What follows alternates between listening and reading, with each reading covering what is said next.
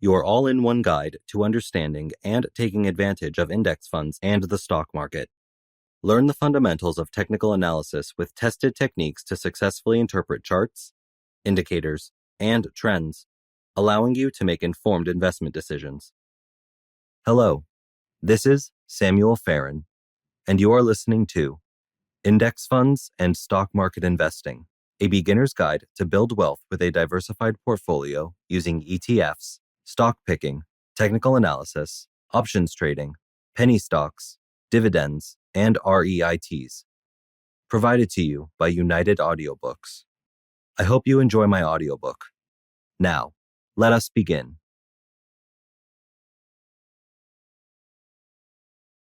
Introduction. Do you check the newspaper in the morning to see how the market is doing? Do you focus on the TV to find the next likely share increase? Do you fret constantly about the money you have in stock market investments? Say no more. It's time to make a wise investment so you can get a decent night's sleep.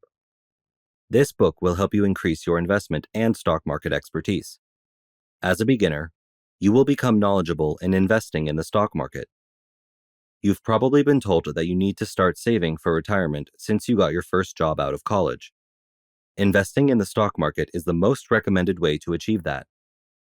When you read the news about the market's rapid fluctuations, it may appear risky. While stock values fluctuate daily, they rise over the long term and beat other investments like bonds and interest-bearing bank accounts.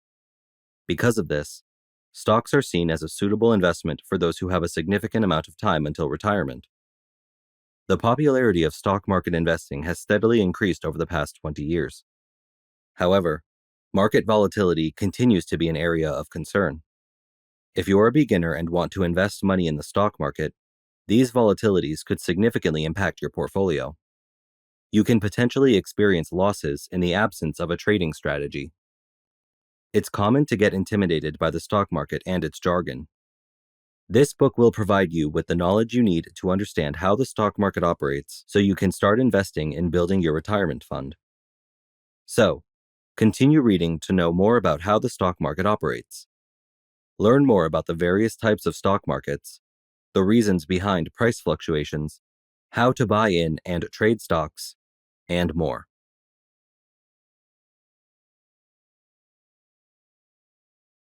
Understanding the stock market. Do you ever feel like you're listening to strange language when you hear about the stock market? One that you truly want to understand but just can't? You're not alone. That much is certain. We can help you better understand the stock market and how it operates so that investing doesn't seem overwhelming. What are stocks? Let's dissect it, beginning with the basics. Stocks, usually called equities, are financial instruments representing a portion of ownership in a publicly listed corporation. So, when you purchase stock in a firm, you effectively become a stakeholder. The unit of stock is called a share, and the more shares you purchase, the more stock you own in a firm. Companies issue stocks to raise capital for business expansion.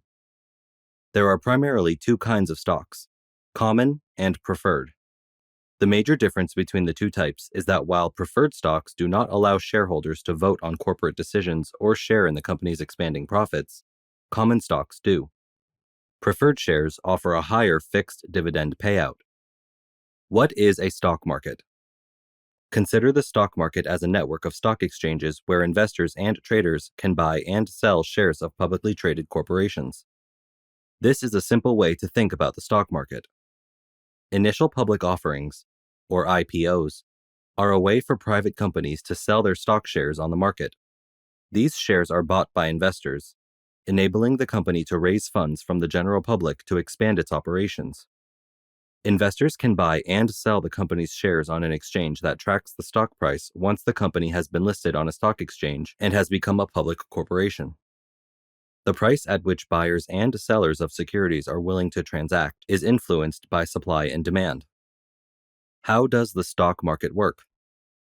To fully understand how the stock market works, it helps to know that there are two different markets, the primary and the secondary. Securities are produced on the primary market, where a corporation issues its stock through an initial public offering, IPO. Remember that an IPO occurs when a firm first lists its shares publicly. These shares and thousands of other equities are bought, sold, and exchanged daily on the secondary market, essentially the stock exchange.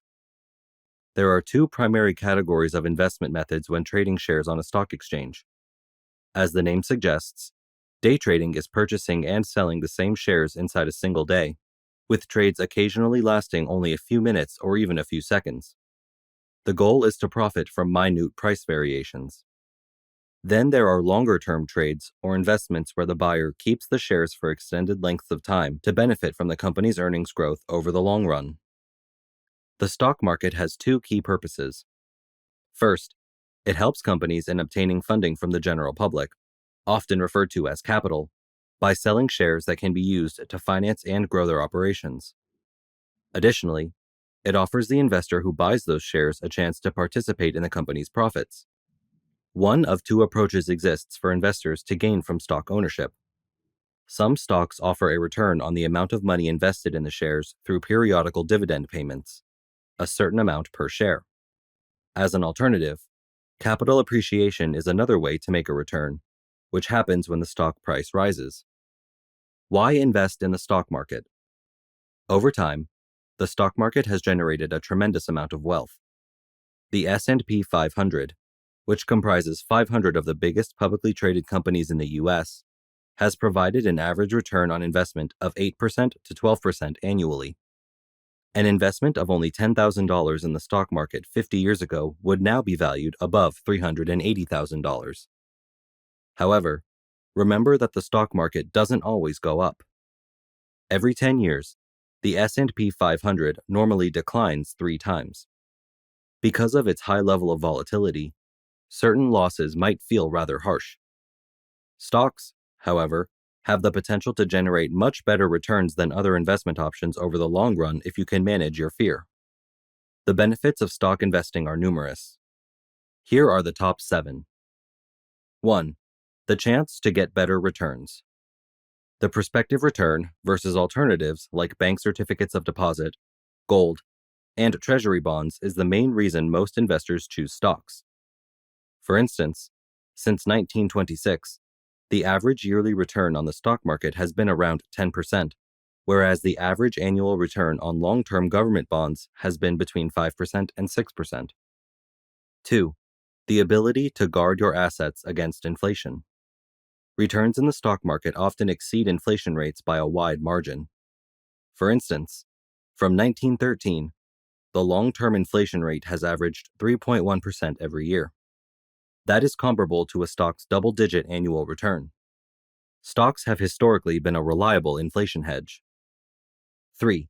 The ability to consistently generate passive revenue. Many businesses provide investors with dividends or a cut of their profits. Although some businesses pay dividends regularly, most companies pay them quarterly. An investor's paycheck or retirement income may be supplemented by dividend income. 4. The satisfaction of ownership. A share of stock denotes a portion of ownership in a corporation. You can get a small stake in a business whose goods or services you adore. 5. Liquidity. Most equities are traded openly on a significant stock exchange, making acquiring and selling them easy. It also makes stocks more liquid than other investment possibilities like real estate investments you can't easily sell. 6. Diversification. Stocks make it easy to create a diversified portfolio that spans numerous industries. This can help you diversify your investment portfolio, including stocks, bonds, and cryptocurrencies like Bitcoin, lowering your overall risk profile and raising returns. 7. You can start small. Investors can start buying less than $100 stocks because many online brokers provide $0 costs and the option to acquire fractional shares. Risks of stock market investing. As an investor or trader, you often encounter the disclaimer, investments in securities markets are subject to risk. Have you ever considered the kind of risks that are common in the securities market? If you are an investor who has been investing in the stock market for some time or a novice investor who wants to give it a shot, you must understand the many risks that could impact your investment. Our goal is to help you. This section introduces you to the main securities market risks. Market risk, or systemic risk. It is the risk that investments face as a result of the market's and the country's overall economic performance. Rather than a single corporation, the risk is the fall of an entire market. Some examples of systemic or market risk are Black Monday in 1987, the stock market disaster on September 28, 2008, and the market meltdown in March 2020 brought on by the pandemic. Systematic risk is often unpredictable because it affects the entire market ecosystem. A few strategies like hedge portfolios, contra-market return products, and known correlated market goods exist to mitigate the effects of systematic risks. Unsystematic risk. Unsystematic risk, as opposed to systematic risk, is the risk connected to a specific business or sector. It is also called non-systematic, specific, residual, and diversifiable risks. Unsystematic risk factors include things like new competitors entering the same industry, ineffective management, flaws in the company model, adjustments to the capital structure, production of undesirable goods, labor strikes, etc. The unsystematic risk may be a business risk, which occurs when operational, financial, or market situations negatively impact a company's activities. Unsystematic risks can be minimized because they are diversifiable. By diversifying your portfolio, you can somewhat reduce the unsystematic risk by purchasing shares of several firms and industries. Inflation risk. Inflation risk, also known as buying power risk, is the risk that implies that the cash flow from an investment would depreciate later due to a reduction in its purchasing power due to inflation. All investment types carry some level of inflation risk. The risk of inflation is time limited. One method to avoid inflation risk is to make adjustments to your portfolio and to choose investments that provide a higher rate of return after accounting for inflation. Liquidity risk. Liquidity risk develops when you can't acquire or sell your investment quickly enough. For instance, you might desire to sell securities from a small cap business to direct the proceeds to another asset class. However, you run the danger of running out of liquidity if you can't find any purchasers to sell those securities to. Before purchasing any asset class, look at the traded volumes to minimize liquidity risk. Volatility risk. Volatility risk develops when a company's price swings over time. Consider price stability, traded volumes, previous price swings, and other factors to reduce the volatility risk. Cash flow risk. Also known as currency risk, it is the potential risk of financial loss brought on by changing exchange rates. When you invest in foreign currencies or instruments that are exchanged in foreign currencies, you run the risk of experiencing this. Listed above are the possible risks associated with your investments. Although you cannot completely avoid these risks when investing, you may reduce them with various tools and solutions. Here, we have introduced you to the risks in the entire securities market. Before investing your money, you should consider the risks and potential rewards. There is no risk-free return. Therefore, weighing the risks and rewards should be a key component of any investment decision. Setting investment goals. When you invest for your future financial stability, you effectively allocate your money to an asset that was made to enable your funds to increase in value over time. If you're considering your financial goals, you probably have a clear notion of what you hope to achieve with your money. Knowing your needs, goals, and level of risk tolerance is an excellent place to start. However, you must also consider other elements that will affect your investment goals, such as your income, age, and perspective for the future. Considering your investment goals carefully will serve you well, keeping in mind that time will be a key component. How quickly you want your money out will greatly impact how you establish your investment goals. Determining your investment goals. According to studies, more than half of American workers are behind on their retirement savings. The ultimate financial goal for many people is retirement, so why do so many fall short? Failure to establish and maintain specific investment goals over time may be one of the causes. If you can't identify your goals in the first place, achieving them won't be easy. Even though beginning as a new investor can be frightening for some, knowing your top priorities can increase the likelihood that you'll succeed in achieving them. It would help if you took the time to consider what's essential to you before defining particular investment goals. Do you intend to have children? When do you intend to retire? You can learn more about what matters to you by considering the answers to questions like these. From there, you can begin defining your financial goals, which are any life events for which you'll need to start saving and investing. Retirement, getting married, having kids, and purchasing a home are all common examples of investment goals. Here are some steps that will help you set and achieve your goals. In light of that, here's how to make a practical plan for accomplishing your investment goals within a set time frame in light of that. 1. Goals. Think about your motivations for investing. Money making is the main purpose of investing, but other factors are also involved. What will you do with this money? Suppose it's for making up an income deficit, retirement planning, paying off existing debts, or purchasing another asset. In that case, you should be ready for a mid to long-term commitment, often lasting at least 5 years.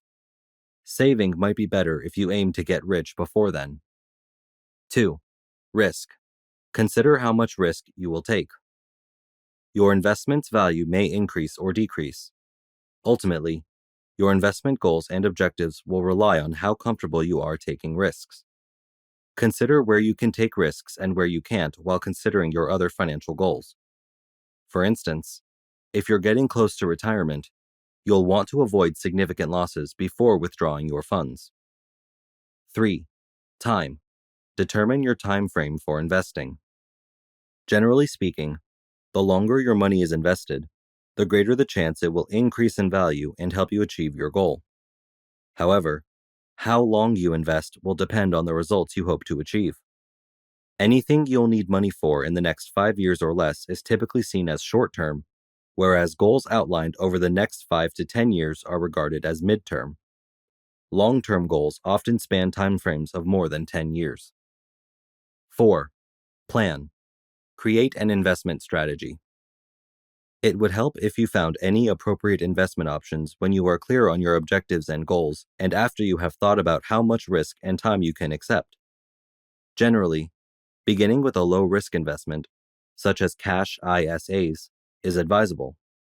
Unit trusts and other medium-risk investments should be included if you tolerate increased volatility. You won't be prepared for something with a higher level of risk unless you've amassed several low and medium-risk investments. 5. Diversify. Build a diverse portfolio. Making a balanced, diversified investment portfolio is one of the most effective strategies to guard against the market's ups and downs. The economy, interest rates, politics, wars, and weather can all impact investment. What's good for one investment could be bad for another, so when one does well, another might underperform. Therefore, investing all your money in one type of investment is dangerous. Time horizon and risk tolerance. Your time horizon is when you anticipate holding an investment before requesting a return. Will you need the money you intend to invest in a few months, a few years, or decades? Your time horizon is important to take into account while selecting assets. It's critical to consider how long you will need to invest to achieve a specific investment goal. To help you achieve goals with various time horizons, your portfolio can contain a variety of investments. Short-term investment goals include saving for a big purchase that won't be made for another 3 years or less.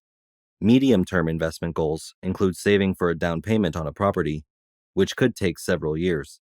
And long-term investment goals include saving for retirement, which could take many years.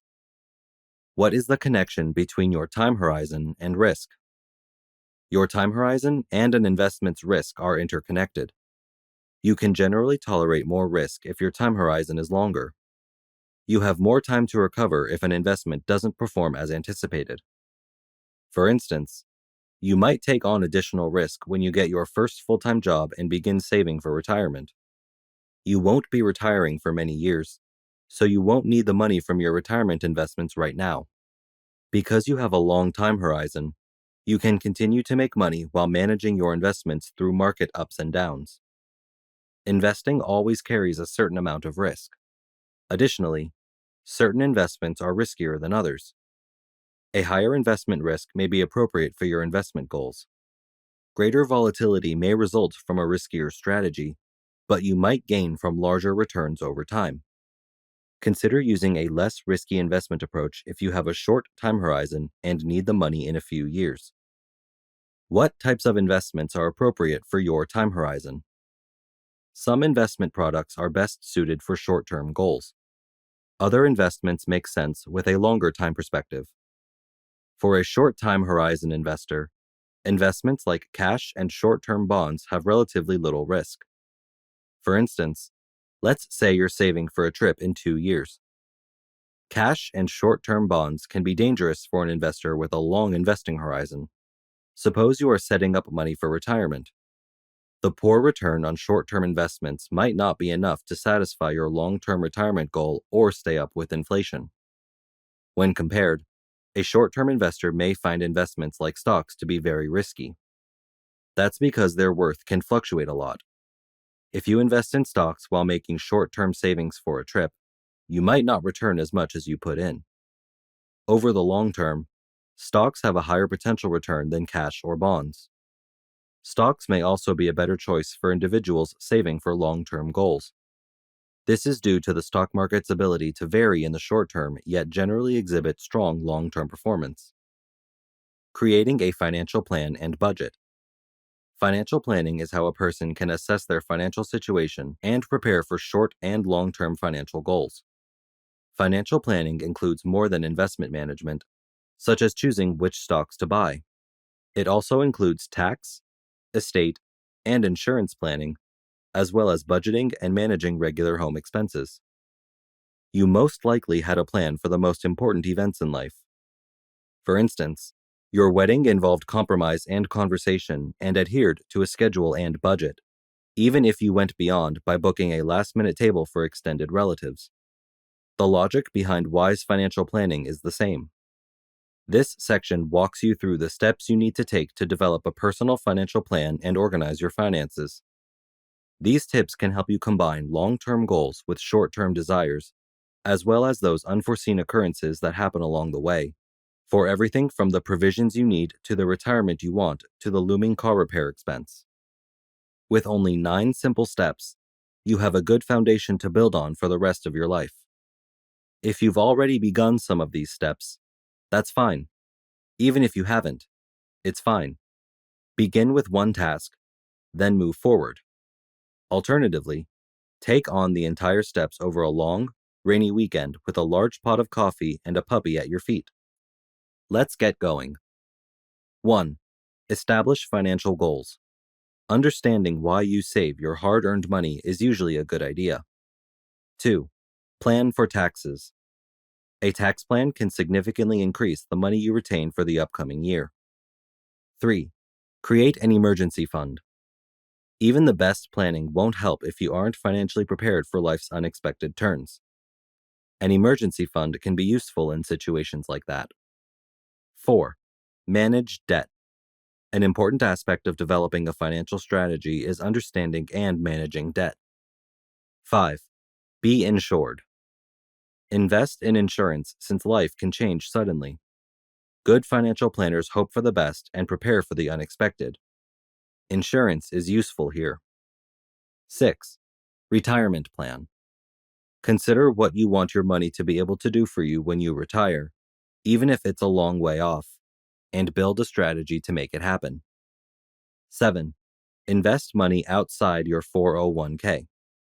Take your savings plan and boost it to help you attain your mid- and long-term goals.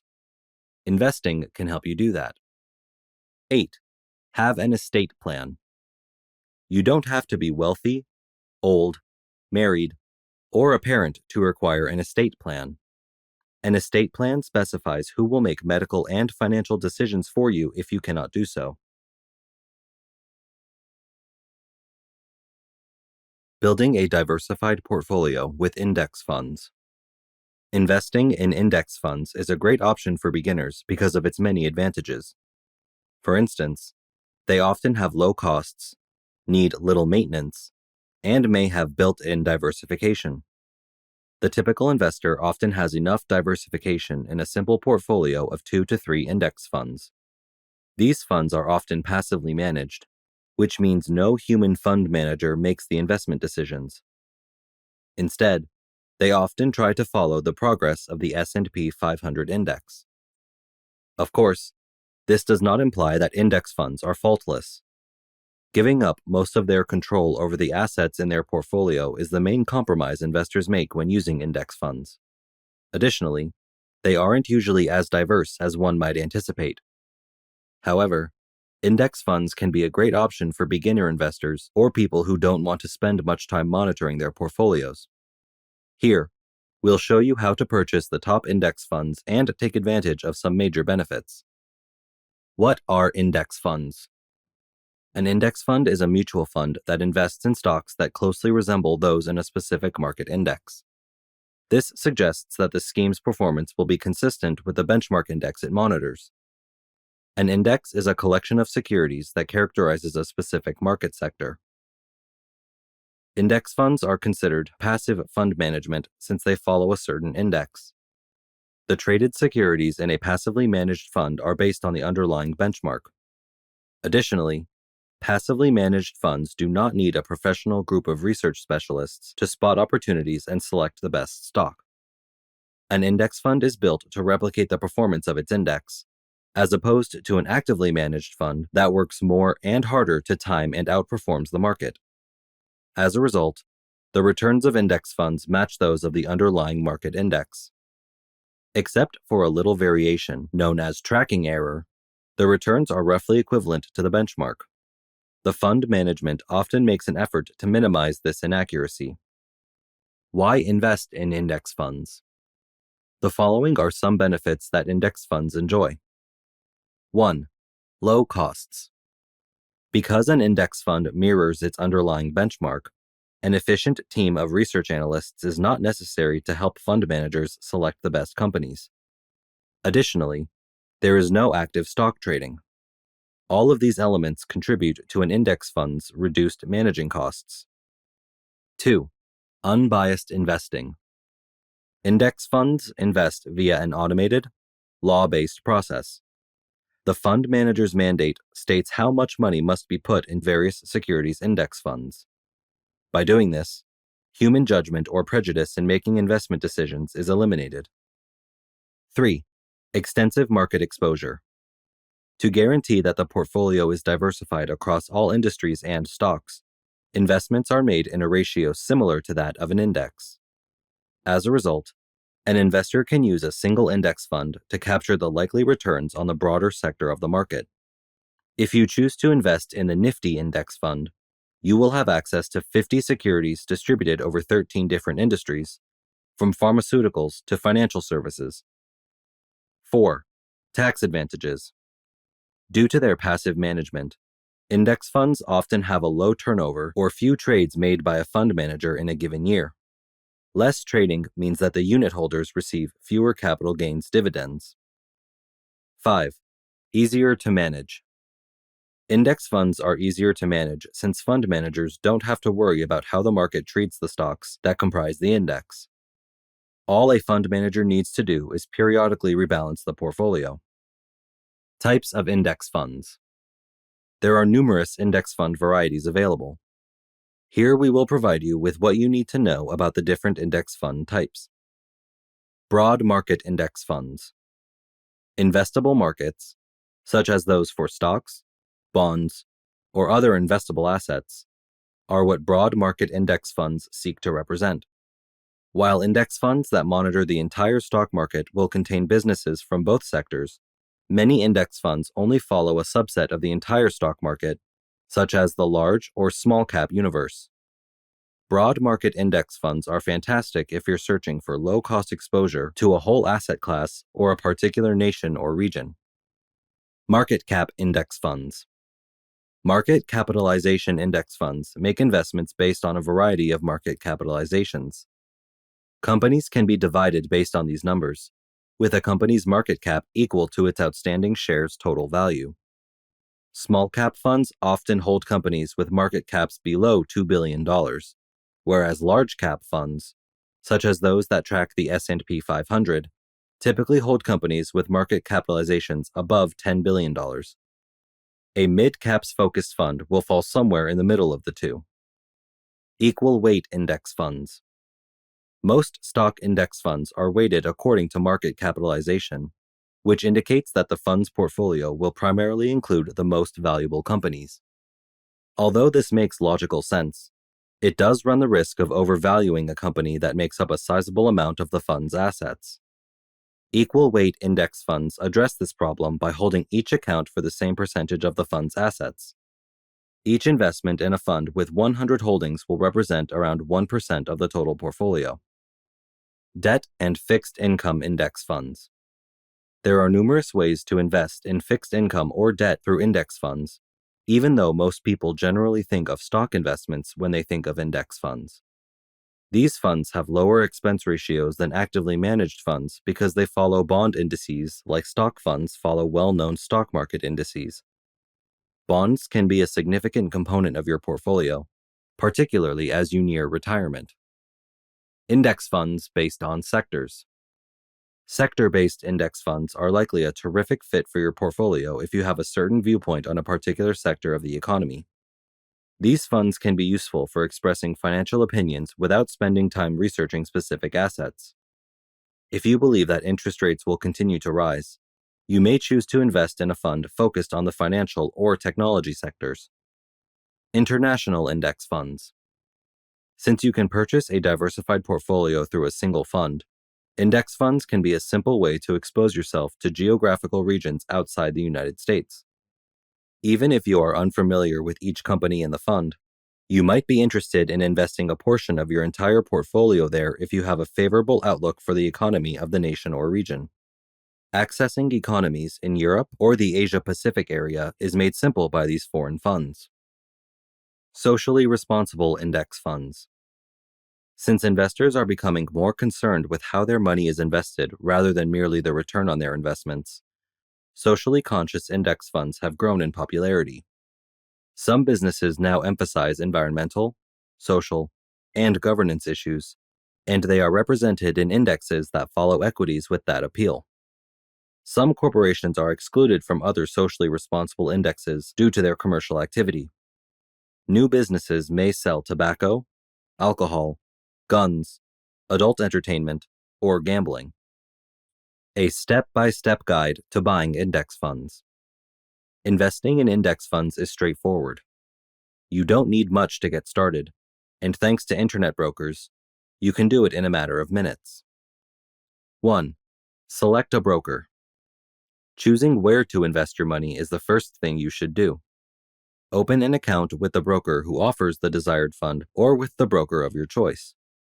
Since most of the main brokers provide their index funds, performance should be comparable between brokers since these products often follow the major indices. However, there are minor variations among brokers that might affect your choice.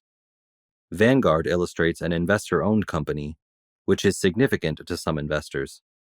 The website from Fidelity is usually thought to be easier to use. Others have more sophisticated trading tools, including TD Ameritrade. Choosing the best broker, therefore, involves considering what is most significant to you. You can invest your money any way you choose if you create an account with an internet broker, whatever you select. There are probably thousands of index funds you can choose from. Additionally, you can typically choose between opening a retirement account, like an individual retirement account, IRA, or a brokerage account. 2. Choose your index fund. Choosing which fund or funds will receive your money is the next step. Several well-known index options are available, but most savvy investors would probably stay away from the S&P 500 and U.S. total stock market funds because the latter incorporates the former. A whole stock market index covers all publicly traded firms in the United States, while the S&P 500 only includes around 500 of the largest U.S. corporations. Beyond this, how you distribute your funds is a matter of personal preference. 3. Invest in index fund shares. The hard work is done once you select your broker and funds. All left is to purchase shares. You must still choose how much money to put into each type of fund if you invest in various funds. Younger investors planning for retirement should consider investing a large portion of their portfolio in higher risk products, including stocks, since they have more time before they need the money. However, since bonds and other lower risk investments are less likely to see a short-term decline in value, individuals getting closer to retirement may want to consider putting a bigger portion of their holdings into these types of investments. Introduction to Technical Analysis. Market research and analysis using technical analysis can help traders make more informed decisions. Even though the method has been around for centuries, its popularity has exploded in the last 20 years as data and technologies have become more sophisticated. Thanks to the internet, more people now have access to these tools and are using them to develop their trading strategies. Technical analysis. What is it? In its broadest sense, technical analysis is the examination of markets or securities and past price trends. It is based on the concept that markets often follow predictable price patterns and that these patterns may be recognized and forecasted by looking at historical price movements under similar circumstances or cues. Then, when making a deal, this information can be used. There are numerous theories in trading regarding markets and how to make money from them. One such idea, the efficient market hypothesis, EMH, asserts that it is impossible to beat the markets, since the market price has already considered all pertinent, available information. Even if this hypothesis is correct, no individual could ever understand all facts regarding a market, much less numerous marketplaces. We turn to methods like technical analysis to help us in this situation. How technical analysis works. This section will discuss the 3 fundamental principles of technical analysis. Market activity explains everything. The first principle of technical analysis is the fundamental conviction that the efficient markets hypothesis is true. This means the stock price reflects all information currently accessible regarding a stock's value. When new information that might impact a stock's value is made accessible, the market takes it in immediately and fully, reflected in its price. Pricing changes in trends.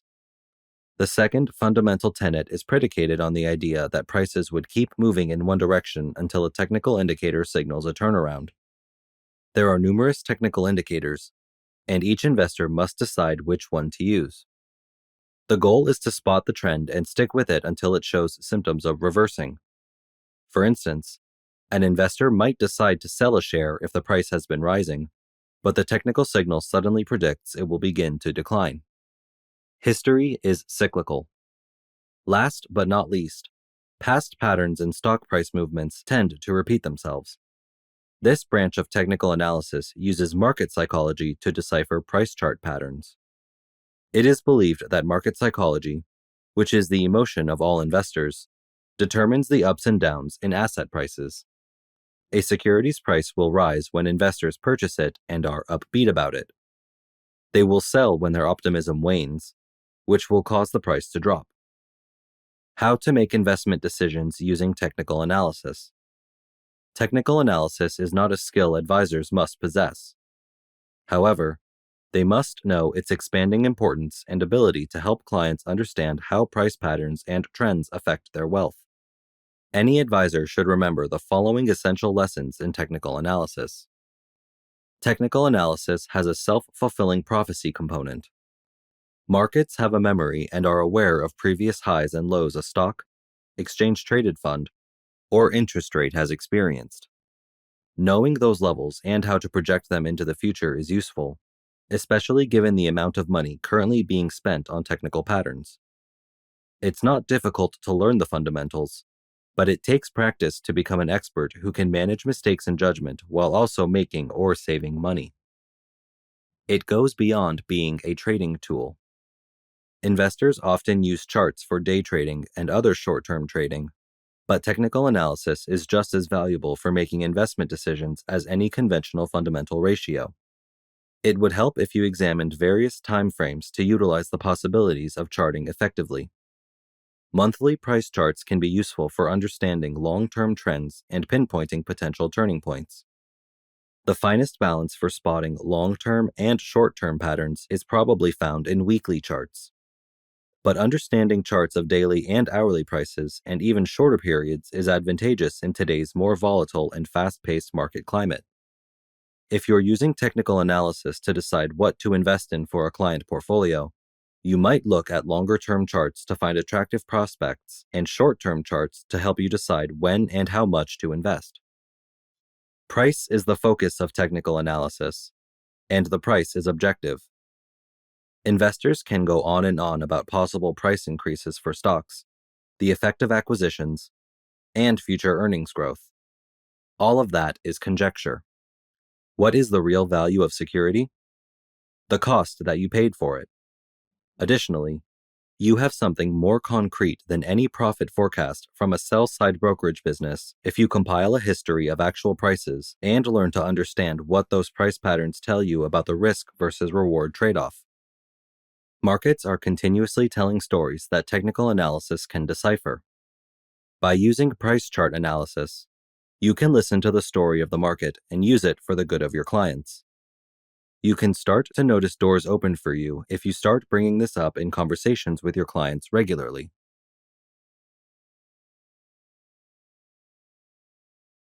I hope you are enjoying my audiobook so far. It would be a pleasure if you could let me know how you are feeling about this audiobook in the comments section below. We would greatly appreciate it if you could also like this video and subscribe to United Audiobooks to have access to more best-selling audiobooks in the future. Also, please, if you are interested in getting more free audiobooks, please click the first link in the description below. Now, let us carry on with the next chapter.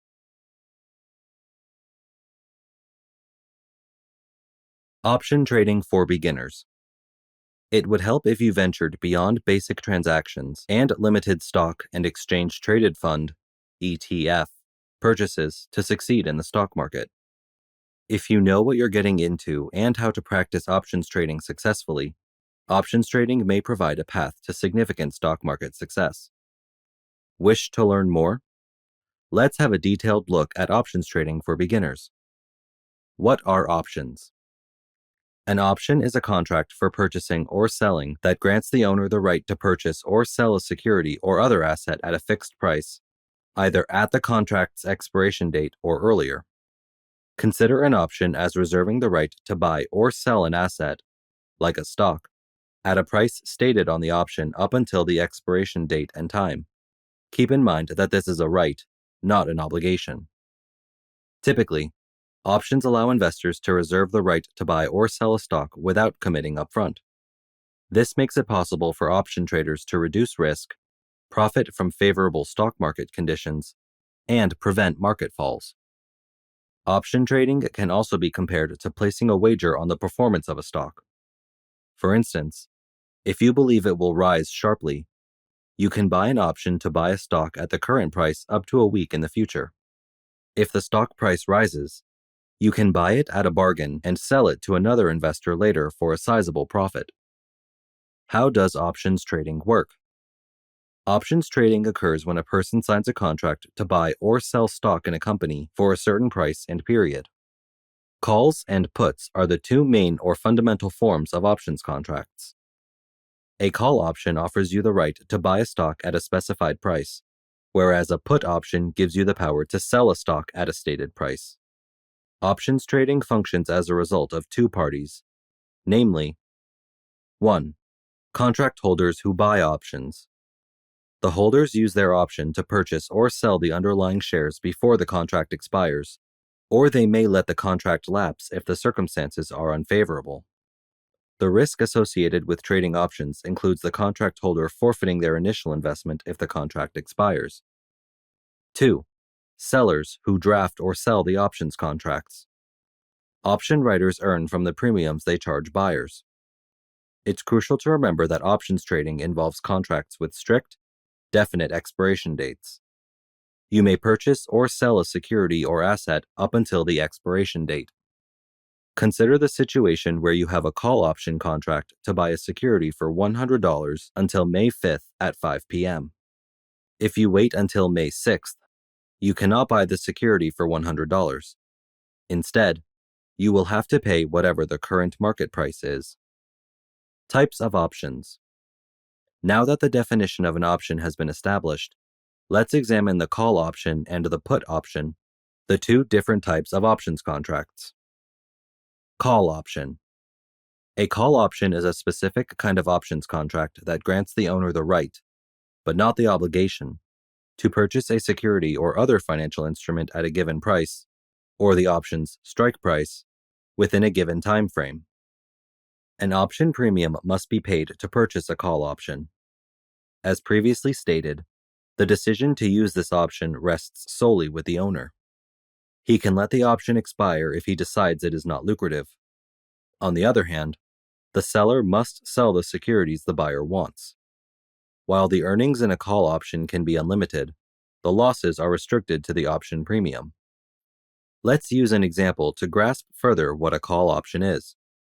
Say a stock of XYZ business is purchased by an investor as a call option on a specified day at a strike price of $100, with an expiration date of 1 month later. The call option holder can still purchase the stock at $100 even if the price increases over $100, say to $120 on the expiration day. A call option allows the holder to purchase the stock cheaply and then sell it for a profit if the security price is expected to increase. Additional call option types include the following three. 1. In-the-money call option. In this situation, the strike price is lower than the security's current market value. 2. At-the-money call option.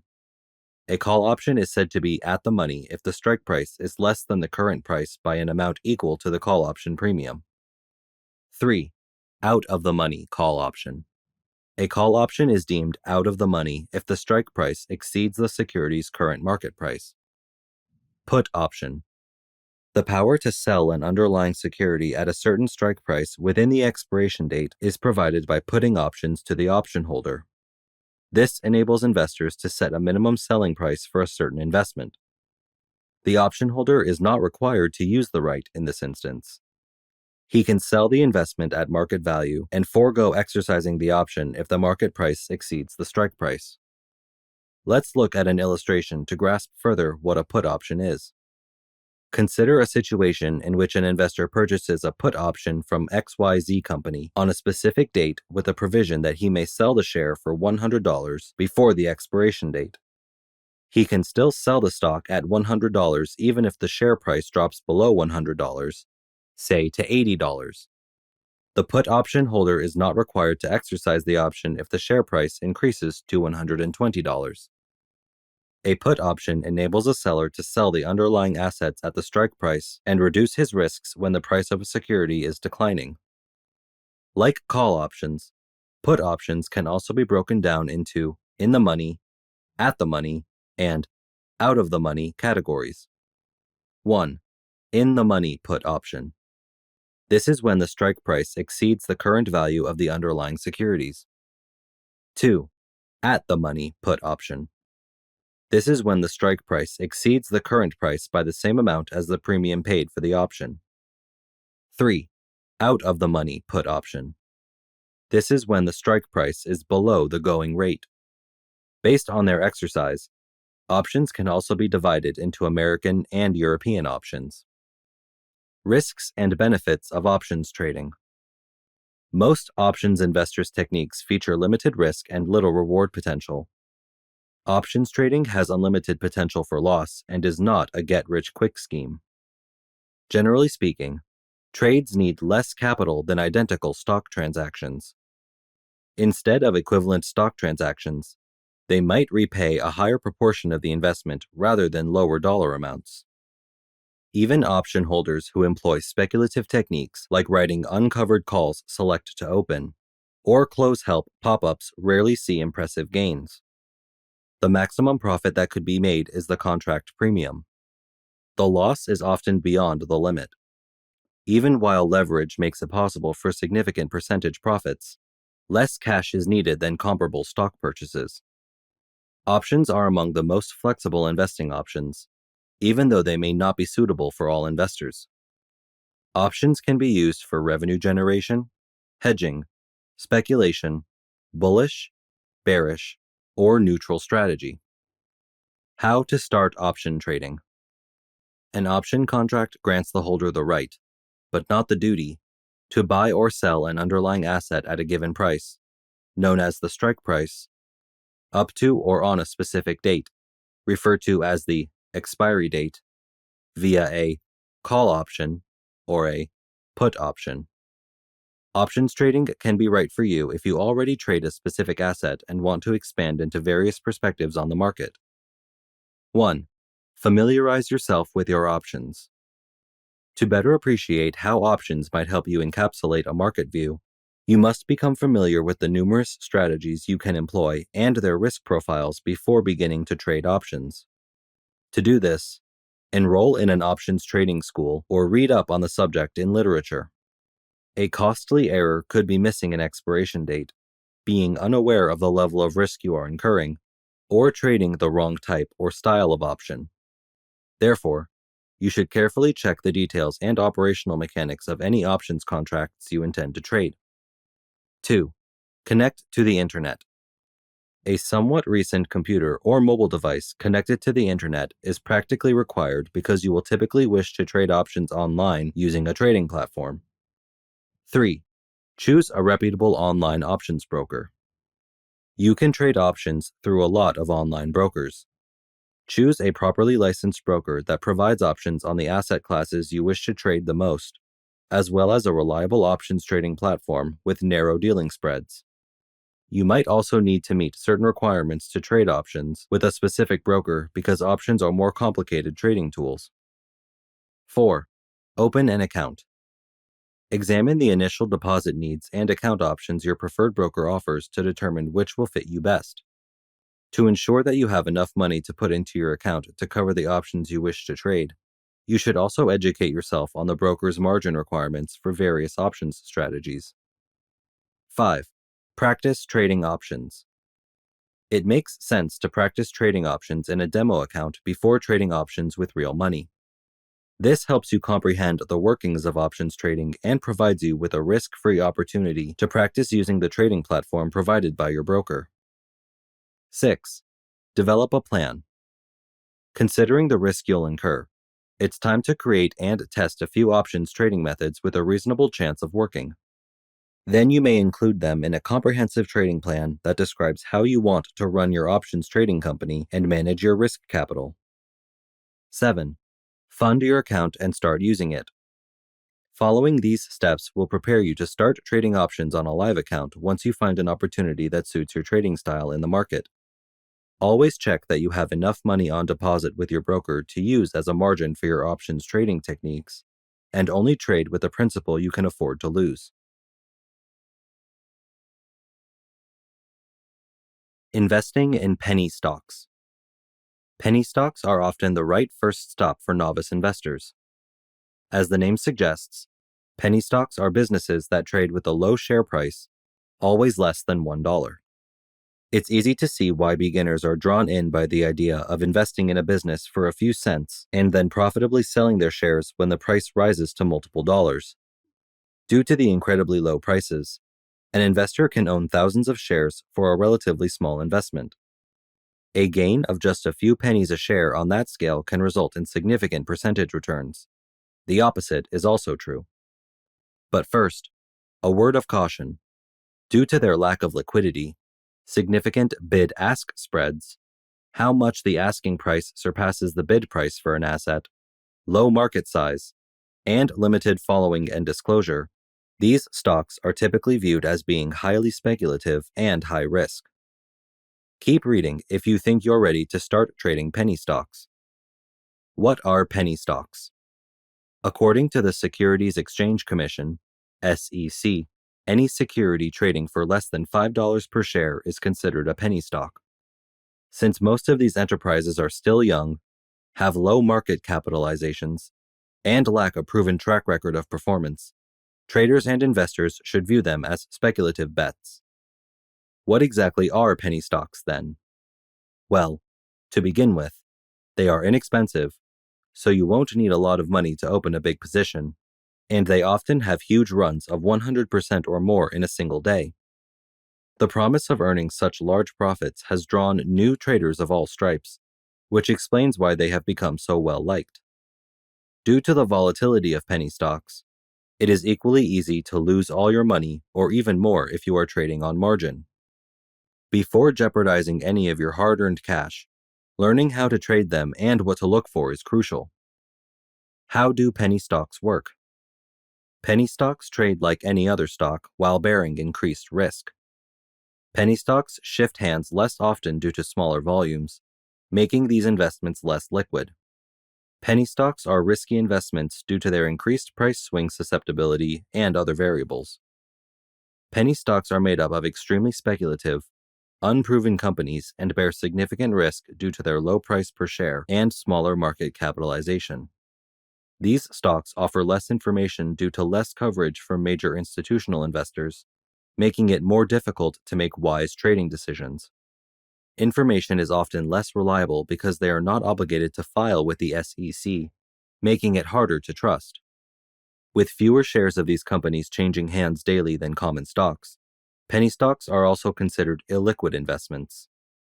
The likelihood of not finding a buyer and selling at unfavorable pricing rises when there is less liquidity. In addition, these businesses are often the target of price manipulators who buy a lot of stock before artificially inflating the share price with false and deceptive positive remarks, a practice known as pump and dump. The benefits and drawbacks of trading penny stocks. The ability for traders to diversify their portfolios without investing a lot of money is one of the main benefits of these stocks. They are affordable, have good return potential, and can even help traders increase their risk tolerance as they advance their undertakings. However, volatility might be a problem even when you locate a reliable stock to trade with. Losses can often exceed your expectations because prices can collapse quickly and unpredictably. Since many penny stocks are produced by businesses looking to make a quick profit, it can be difficult to estimate their true value. Long-term viability is also unlikely. How to find and research penny stocks. There are numerous locations where one can purchase a cart full of penny stocks. Finding them is easy. Selecting the best ones is difficult. Okay, now that you understand what penny stocks are, you've concluded that the penny stock market is suitable for you. You could ask how to find penny stocks, where to start, and how to purchase penny stocks. This is the challenging stage since a lack of research and an impulsive purchase might result in expensive errors and losses. It's challenging to find the best penny stocks. The likelihood of success will be considerably increased by taking the time to investigate penny stock lists and obtain data on specific businesses. It is not advisable to buy a penny stock because a coworker who overheard someone gushing about it on the bus suggested it. So, you are now thinking about where to buy penny stocks and how to research penny stocks. Lists of top penny stock investments may be found on many websites. Here it is critical to approach cautiously and can distinguish between penny stocks that are real and those that are the targets of pump and dump schemes. The first step is to find a website that lists penny stocks. The Investing Ideas page on Wall Street Survivor, which features a list of several penny stocks, is a fantastic place to start. Use MSN's Stock Screener as an additional tool to filter equities based on desired factors like share price. But it's also crucial to understand where to look for good penny stocks. Make sure to research each business after looking through several online lists. A fundamental or technical analysis technique can be used to analyze businesses. The latter is more typical for penny stocks. How to trade penny stocks. You've heard the cautions, yet you still want to trade penny stocks despite that. Today, profitable penny stock trading is still achievable. But first, you must educate yourself. Then you can start trading. To trade penny stocks successfully, You must be a knowledgeable investor familiar with the market. Penny stocks can have the best risk-reward ratio of any investment if you trade them correctly. The second thing you must do is avoid con artists. Read the small print on any email or advertisement you encounter on social media or in emails. The phrase, pennies to dollars instantly, is a terrific introduction to the topic of your greatest suffering. A colleague may suggest pink sheet stocks for their low value, or you may come upon an OTC stocks list that piques your interest. On the other hand, you might have discovered a high-quality investment. OTC MKTS stocks, on the other hand, can be fatal. 1. Register for a live trading account. Then register to begin trading penny stocks. Open a live account here if you're on a desktop to spread bets or trade CFDs on the price changes of penny stocks. 2. Load your account with money. Adding money to your account is simple with a bank card, bank transfer, or PayPal. 3. Do some research to identify the best stocks for you. To help you in penny stock trading, consult our News and Insight tools and our News and Analysis area. 4. Choose whether you wish to sell or buy. Depending on your trading approach, decide where to enter and leave. If you believe the instrument price will increase, go long and buy, or go short and sell if you are certain the price will decrease. 5. Limit your risk. Ensure you are following your strategy's risk management criteria before placing your trade. 6. Place the trade after deciding the amount of your position. Apply risk management orders, including take profit and stop loss orders, and then confirm your trade. 7. Keep an eye on your position before closing the deal. Stick to your trading strategy and exit when the goal price is reached if your investment in a penny stock is profitable.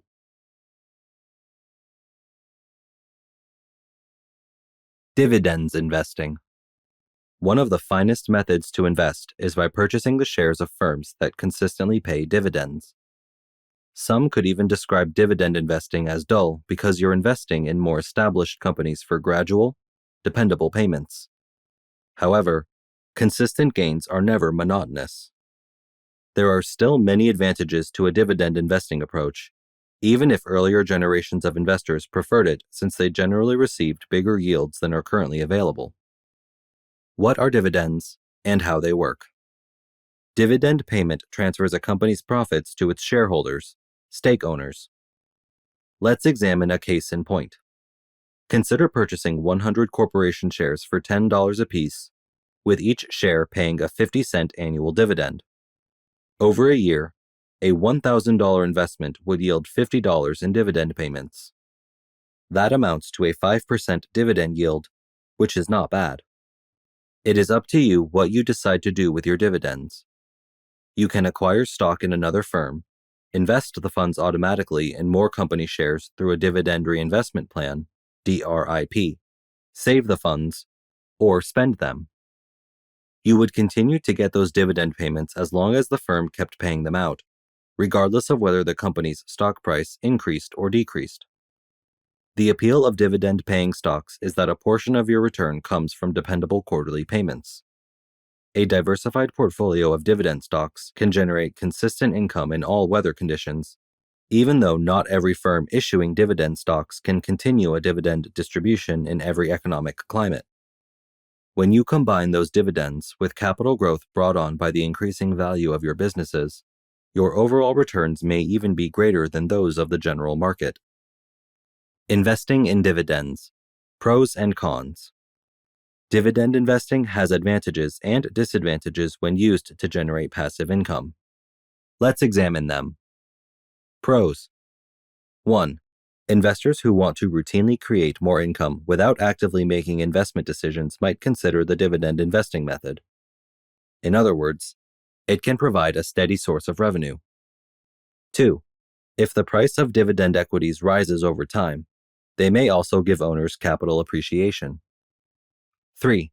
Because dividends of well-established companies do not considerably fluctuate due to changes in the economic environment, this method guarantees protection from the stock market. Cons. 1. Dividends aren't always promised. A business may opt to stop paying dividends altogether. Alternatively, they could decide to cut their payout. 2. The eventual ceiling of returns is yet another drawback of dividend investment for passive income. Given the state of the economy, not even the most reliable businesses that pay out big dividends have an annual return of more than 10%. However, there are several exceptions. 3. Companies with exceptionally high dividend yields could look enticing, but they will likely cut their payout.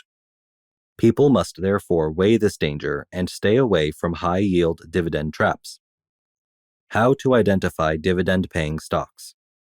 One method for identifying the top dividend-paying stocks is dividend yield. Many websites focus on high-yielding dividend stocks, but focusing only on the dividend yield alone might be misleading. Look at a stock that, until recently, was valued at $100 per share and paid $5 in annual dividends. However, the company's operations faced difficulties, and its shares dropped to $50 even though it continues to distribute $5 in dividends annually. The dividend yield would have quadrupled to 10% quickly from 5%. In this instance, an increasing dividend yield is not indicative of a thriving corporation, but rather a symptom of stress. If a company's stock price falls, it might have issues, and the board might want to rethink the dividend. This emphasizes the need for reliability when choosing dividend-paying equities.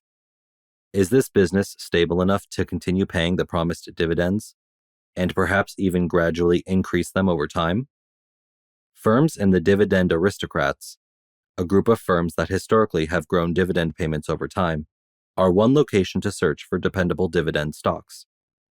The average dividend payment for stocks in certain industries, such as utilities and real estate, may also be greater.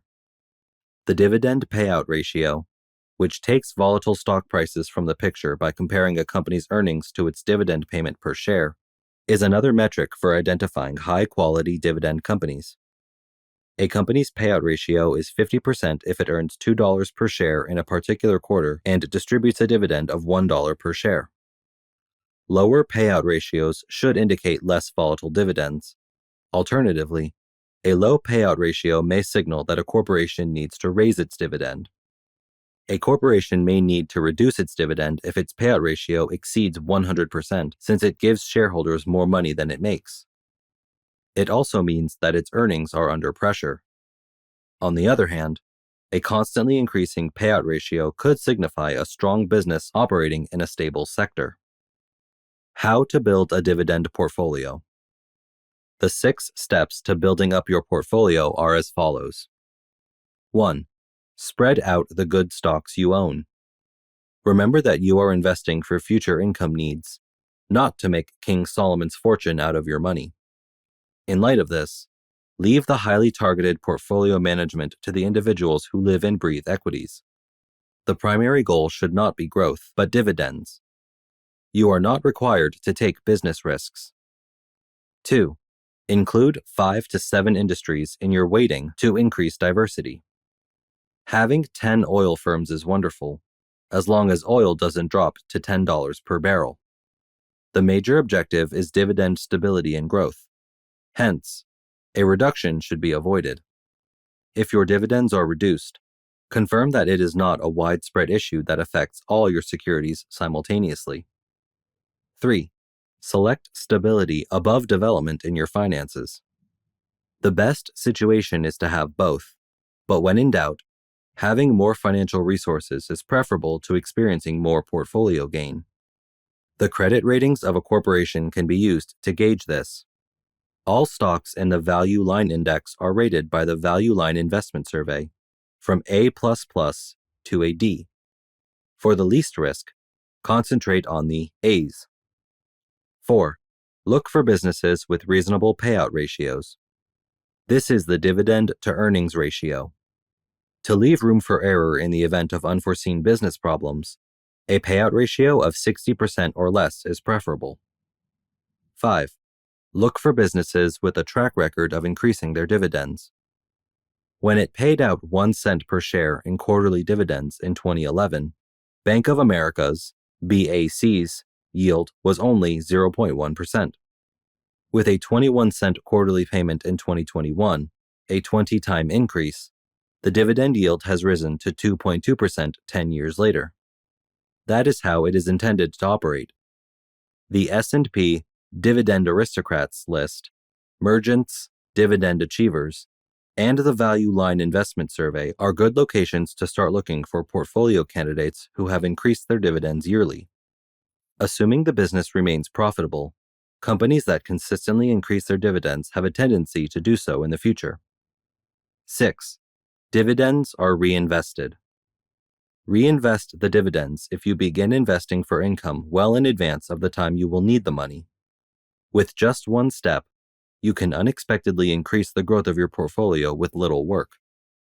While not ideal, the dividend strategy gives us a better chance to outperform inflation than a bond-only portfolio over the long run. It is ideal if you have both. Investors looking for an assured 5% return without risk ask for the unattainable. Like looking for an insurance plan that will always protect you, such a thing does not exist. Low but consistent inflation makes hiding money in the mattress impossible. Investors must take risks whether they like it or not because the only way to avoid inflation is through growth.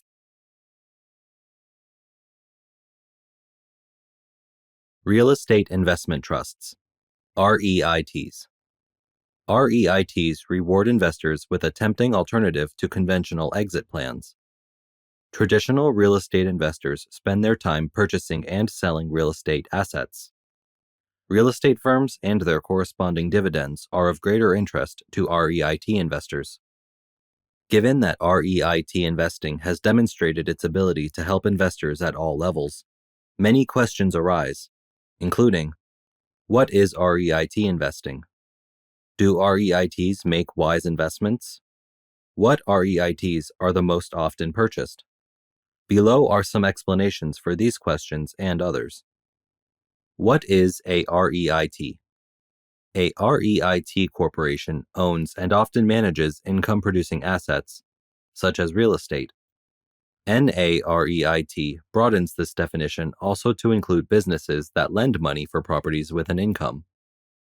Some REITs' organizational structures let people buy actual real estate even though they probably couldn't afford to do so on their own. After all, spending tens of thousands of cash, if not millions, on buying and maintaining tangible real estate assets is not difficult. REITs often hold many properties and can invest in various real estate types. This lessens the danger that your investment will suffer from a single tenant not paying the rent or a property losing value. Typically, REITs provide investors two ways to make money: dividend payments from the cash left over after paying expenses and receiving rent, and capital appreciation or a rise in the value of the real estate the REIT owns. Naturally, each REIT operates differently, so not every REIT will benefit from both gains. Investing in REITs has the same risk as other types of investments.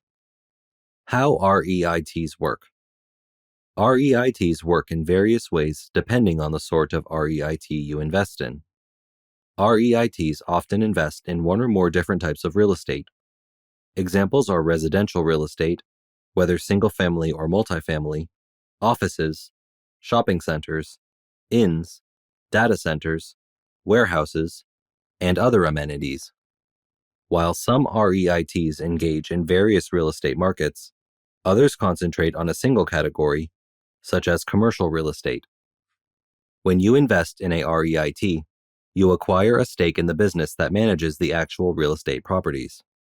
Publicly traded REITs are one of the most prevalent kinds of REITs. These REITs can be bought and sold during market hours, much like shares on the stock market, because they are traded on open stock exchanges. The REIT expertly manages the real estate. When deciding when to sell the real estate assets, it searches for potential real estate to buy. It might even oversee the renters of the property. The REIT must pay the person that oversees the properties and contractors for this management, which has a cost. Due to this, REITs often impose expense ratios. Some might also charge for purchase costs upfront. You gain the advantage of holding stock in the business by investing in a REIT.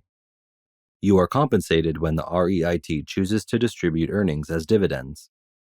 You might be able to sell your REIT shares to lock in the gains if the REIT increases in value due to the rising real estate values it holds. While some REITs are subject to SEC regulation, some are not. What kinds of financial statements and other details the company must provide to its investors may be specified by the regulations. If you invest in an unregulated REIT, you might not receive as much timely information about your investment. Types of REITs. Equity REITs make up the majority of REITs. These real estate firms hold homes or businesses and oversee their management on behalf of investors. These REITs enable private individuals to buy REIT shares on stock exchanges.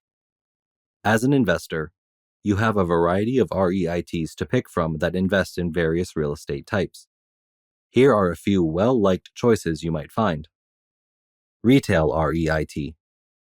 Property that is leased to commercial enterprises is owned by a retail REIT. The real estate investment trusts, REITs, in question may be the owners of strip malls, traditional shopping malls, grocery store shopping centers, and enormous big box retailer anchored shopping centers. Residential REIT. Residential REITs concentrate on homes and other dwellings.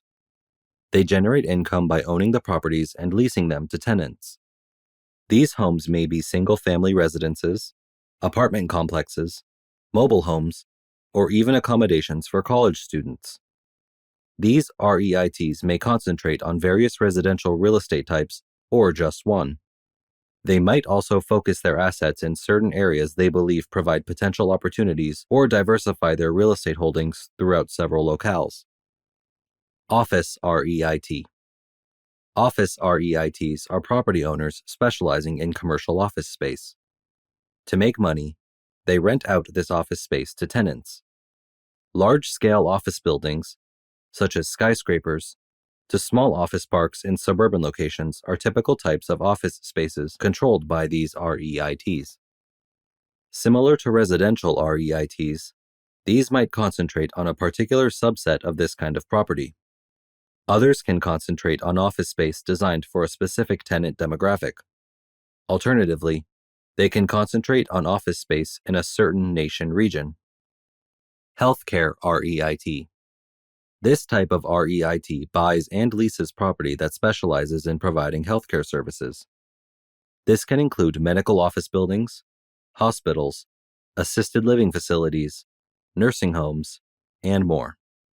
This form of real estate presents a special investment opportunity because the tenants often have particular needs for their properties.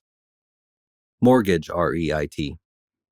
In contrast to the above choices, a mortgage REIT, sometimes called an MREIT, is unique.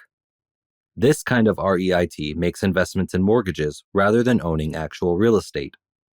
Most real estate purchases are backed by mortgage debt. REITs can create their own mortgages or buy mortgage-backed securities, which are collections of mortgages. Due to the REIT's ownership of the mortgage, all principal and interest on the REIT's loans must be paid by the mortgage borrowers to the REIT. How to invest in REITs. As previously said, you can buy shares of a REIT listed on significant stock markets. A REIT mutual fund or ETF share can also be purchased. You must create a brokerage account to do this. Alternatively, if your employer-sponsored retirement plan allows for REIT purchases, you can consider doing so. To learn more about the available REIT investments, speak with your plan administrator. The procedure is simple if you open a brokerage account and don't already have one. You must include personal information, such as your Social Security number and a valid ID, and basic contact information. Additional questions regarding your income, profession, and prior investing experience will be required from you.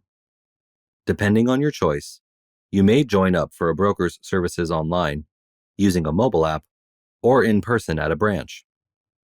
Utilize the education and research sources at your disposal after your account is set up and accessible online to start evaluating potential REIT investments. A screening tool that can help you hone your research and selection should be included in your brokerage account. Once you've determined which REIT investment best suits your requirements and objectives, you can buy it online. Before you proceed, be sure you know the types of fees your broker may impose and any fees or charges related to the investment, such as fund expense ratios.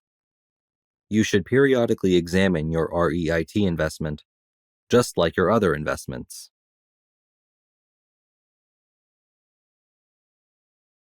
Risk management and portfolio optimization. Risk management, in the context of finance, is the process of recognizing, analyzing, and accepting, or minimizing, uncertainty in investment decisions. Risk management is the process by which a fund manager or investor assesses and makes an effort to quantify the possibility of losses in an investment, like a moral hazard, and then decides what course of action, or inaction, to pursue in light of the fund's investment goals and risk tolerance. Risk and reward go hand in hand. Every investment has some level of risk, which in the case of a United States T-bill is close to zero or extremely high for something like emerging market stocks or real estate in markets with significant inflation. Risk can be measured at both absolute and relative levels. Investors can better understand the opportunities, trade-offs, and costs associated with various investing strategies if they have enough of a thorough grasp of risk in all of its forms. Effective ways to manage your portfolio risk. Investment inevitably involves some level of risk. Risk is a major factor in determining the results you expect from your portfolio. Although you can decide how much risk you wish to face when investing in a fund, that risk level may change over time depending on the market and economic environment. In addition to market conditions, you might wish to adjust your portfolio's risk as your goals and risk tolerance change. While making a profit is the ultimate goal of your investment, you cannot maximize your returns until you modify your risks per your needs. So, here are the top 7 ways to control portfolio risk. 1. Create a plan for the largest possible loss. The losses that hurt the most are the ones you weren't prepared for. Therefore, preparing for and anticipating such severe losses would be the most important measure. Many equity investors struggle to determine how severe losses will be, leaving their portfolios open to bear markets and rapidly deteriorating economic conditions. Making wise investing selections would be helped by having a probable maximum loss plan that would allow you to see the danger your portfolio faces in extreme loss markets. Additionally, it will support you in taking calculated risks that are appropriate for your risk tolerance and consistent with your long-term investing strategy. It would help if you examined the portfolio's asset allocation and value to deconstruct the potential loss strategy further. By regularly appraising your holdings, you can only understand the risks that could engulf your portfolio and the modifications you need to make to lower any such risks. Let's get into further detail at the point after this. 2. Ensure careful asset allocation. One of the most basic strategies to minimize the risk in your portfolio is through efficient asset allocation, diversification. While asset allocation discusses the large picture and how one asset's risk complements or offsets the risk of another in your portfolio, the focus should be on specific securities while investing in assets. To locate and invest in undervalued assets, conduct thorough research or, if necessary, conduct a professional portfolio analysis. Your investment discipline should be centered on active portfolio allocation. Even if you are happy with how you divided your investments across different investment groups and classes, you must constantly evaluate your portfolio and adjust your objectives and market conditions. Keep an eye out for significant price changes because they are a signal to adjust your asset portfolio. 3. Make sure you have a safety margin. A margin of safety is important for the portfolio as a whole and for each investment in it. What is the safety margin? Simply put, it is the gap between a security's intrinsic value and the price you paid for it. The higher your margin of safety, the less risk you must take. With a good margin of safety, you can experiment, make mistakes, and deal with harsh economic conditions. Creating a margin of doubt would also involve purchasing stocks of reputable businesses with a track record of success and sound financials and investing in inexpensive stocks or receiving enormous discounts. 4. Do not expose your portfolio to volatility. On the surface, portfolio volatility may appear unimportant to a beginner because it is balanced. For instance, a simple arithmetic average will show you received 0%, apparently no harm done, if your portfolio had positive returns of 50% and negative returns of 50%. If you analyze correctly, you have lost 25% of your wealth. Therefore, more volatility over the long term might significantly reduce the returns on your portfolio. Because less volatile portfolios typically outperform more volatile ones, it only makes sense to balance your portfolio's volatility. 5. Put liquidity first. It would help if you considered duration risk when planning your risk reduction strategy, which means that over time, some investments may become more susceptible to movements in the stock market. Additionally, liquidity is essential since cash enables you to profit from market cycles. For example, if the market is about to experience a severe fall and even desirable equities are offered at steep discounts, you won't be able to buy them if you don't have cash. As a result, you must constantly consider liquidity while developing your portfolio risk plan. 6. Stop thinking emotionally. Since we are all emotional beings, our actions and choices are influenced by our emotions. However, while investing, there is no room for emotional judgment. It is solely a game of numbers. Don't base important financial choices on rumors or news headlines. Make sure you build your portfolio following a thorough risk analysis and considering the connection between the items in your portfolio. 7. Examine your timelines. Keep in mind that investing is a marathon, not a sprint. When investing, keep the long term in mind rather than trying to outperform the market quickly. Ensure your investment deadlines are accurate and per your financial and personal objectives. Rushing to outperform the market could result in substantial portfolio losses. How to optimize your portfolio for maximum returns. The success of any investor depends on having a well-diversified portfolio. As an individual investor, you must understand how to choose an asset mix that best fits your unique investing goals and risk tolerance. In other words, your portfolio should provide peace of mind while meeting your future cash needs.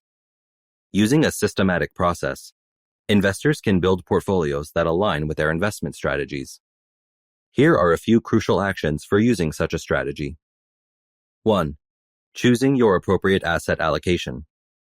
Determining your unique financial condition and aspirations is the first step in building a portfolio. Age, time you have to build your investments, the number of funds to invest, and future income requirements are all crucial factors to consider. A 55-year-old married individual intending to help pay for a child's college education and retire in the following 10 years needs a different investing approach than an unmarried 22-year-old college graduate just starting their career. Your personality and risk tolerance are a second factor to take into account. Do you want to take that chance on maybe losing some money in exchange for a chance at bigger rewards? Everyone wants to earn big returns every year, but if you find it difficult to fall asleep when your investments experience a temporary decline, the high returns from those kinds of assets are likely not worth the worry. 2. Developing the portfolio. It would help to allocate your capital among the relevant asset classes once you have chosen the ideal asset mix. This is not complicated. Stocks are stocks, and bonds are bonds. However, you may further divide the various asset classes into subclasses, each with a unique set of risks and potential rewards. An investor might, for instance, distribute the equity element of the portfolio among companies with various market capitalizations, industrial sectors, and domestic and foreign equities. The bond component may be divided between short-term and long-term bonds, government and business debt, etc. 3. Re-evaluating portfolio weightings. Once your portfolio is in place, You should periodically review it and rebalance it because changes in price movements may cause your initial weightings to shift. Calculate the investment's relative values to the total and objectively categorize them to get your portfolio's actual asset allocation. Your current financial condition, future demands, and risk tolerance are other factors that could change over time. You might need to modify your portfolio if these factors change. You might need to hold fewer stocks if your risk tolerance has decreased. Or maybe your asset allocation dictates that a little portion of your assets be invested in riskier small-cap stocks because you're now ready to take on additional risk. To rebalance, find out which of your positions are overweighted and underweighted. For instance, your asset allocation indicates that you should only have 15% of your assets in small-cap shares, but you already have 30% of such securities. Choosing how much of this position to diminish and distribute to other classes is part of the rebalancing process. 4. Strategic rebalancing. Choose which underweighted securities you will purchase with the money from selling the overweighted securities after determining which securities you need to reduce and by how much. Use the methods covered in Step 2 to select your securities. Even though your growth stock investment may have increased significantly over the past year, you might be subject to hefty capital gains taxes if you sell all your equity investments to rebalance your portfolio. In this situation, it might be more advantageous to stop making future contributions to that asset class while carrying on with contributions to other asset classes. This will gradually decrease the percentage of growth stocks in your portfolio without triggering capital gains taxes. Always keep in mind your securities outlook at the same time. You might wish to sell those same overweighted growth companies despite the tax repercussions if you believe they are ominously about to fall. Research papers and analyst forecasts can be helpful tools for assessing the outlook for your assets. Additionally, you might use the tax loss selling approach to lessen the tax impact. You must prioritize maintaining your diversification throughout the entire process of building your portfolio. You must diversify within each asset class and merely own securities from each one. Ensure your investments in a particular asset class are dispersed throughout various subclasses and industry sectors. As we previously discussed, using mutual funds and ETFs allows investors to attain good diversification.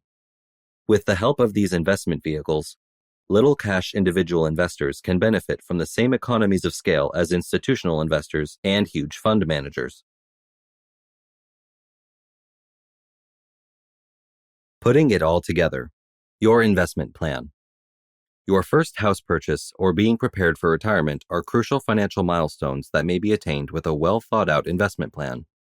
It can also help you prepare for the typical ups and downs of the market and help you seize opportunities as they present themselves. Creating a personalized investment plan. There is more to creating an investment strategy than merely picking a few stocks. It would help to consider your present financial status and long-term goals.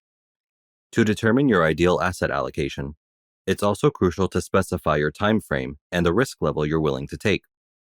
All of these actions help reduce any danger you might have in the stock market. Planning before you invest your money is, thus, a very prudent decision. To help you understand your financial situation, you might need to do a lot of study or speak with a financial counselor. 1. Assess your current financial situation. Defining your current financial condition is the first step in creating an investment plan for the future. Determine how much money you have available to invest. Creating a budget will help determine your monthly discretionary income after spending and emergency funds. You can then calculate how much you can invest on a reasonable basis. It's also crucial to think about how liquid or accessible you need your investments to be. If you need to cash in on your investment quickly, invest in more liquid assets, such as stocks, rather than real estate. 2. Establish financial objectives. Defining your financial objectives is the next step in creating an investing plan. What motivates you to invest? What do you intend to buy with your money? This could be anything from planning to buy a car in a couple of years to retiring comfortably in a few decades. You must also specify the time frame of your goals.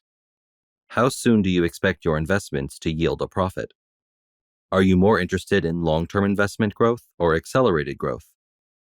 Your goals can be categorized into 3 basic groups: safety, income, and growth. You are seeking safety when you want assets to generate current income so you can live off of them. You seek income to live off them when you want investments to generate long-term wealth growth. You can decide which investment strategy is ideal for you depending on which of these 3 categories your goals fit into. 3. Establish your time horizon and risk tolerance. Choosing how much risk you are willing to take will be the next step in developing your investment strategy. You can take more risks when you're younger because your portfolio will have more time to recover from losses. Older investors should look for less risky products and invest more money up front to promote growth. Furthermore, riskier investments have the potential to provide big returns as well as sizable losses. Taking a gamble on a cheap stock or plot of land could pay well or result in a loss of capital. If you want to accumulate wealth over time, you can choose a safer investment strategy. Compared to its risk equivalent, determining your time horizon is very straightforward. The term refers to the timing of your initial withdrawals from your investments to reach your long-term financial goals. Time horizon effectively means retirement to the great majority of Americans. You can create a dependable asset allocation by determining your risk tolerance and time horizon. Using your investor profile, you can determine what to invest in and how much of your entire portfolio each investment should account for. 4. Select an investment. Making an investment decision is the last stage. You have access to a lot of accounts for your assets. Your financial situation, objectives, and level of risk tolerance will all be factors in helping you choose the best investments. Think about investing in stocks, bonds, mutual funds, 401k and IRA plans, bank savings accounts or certificates of deposit, CDs, and 529 savings plans for college.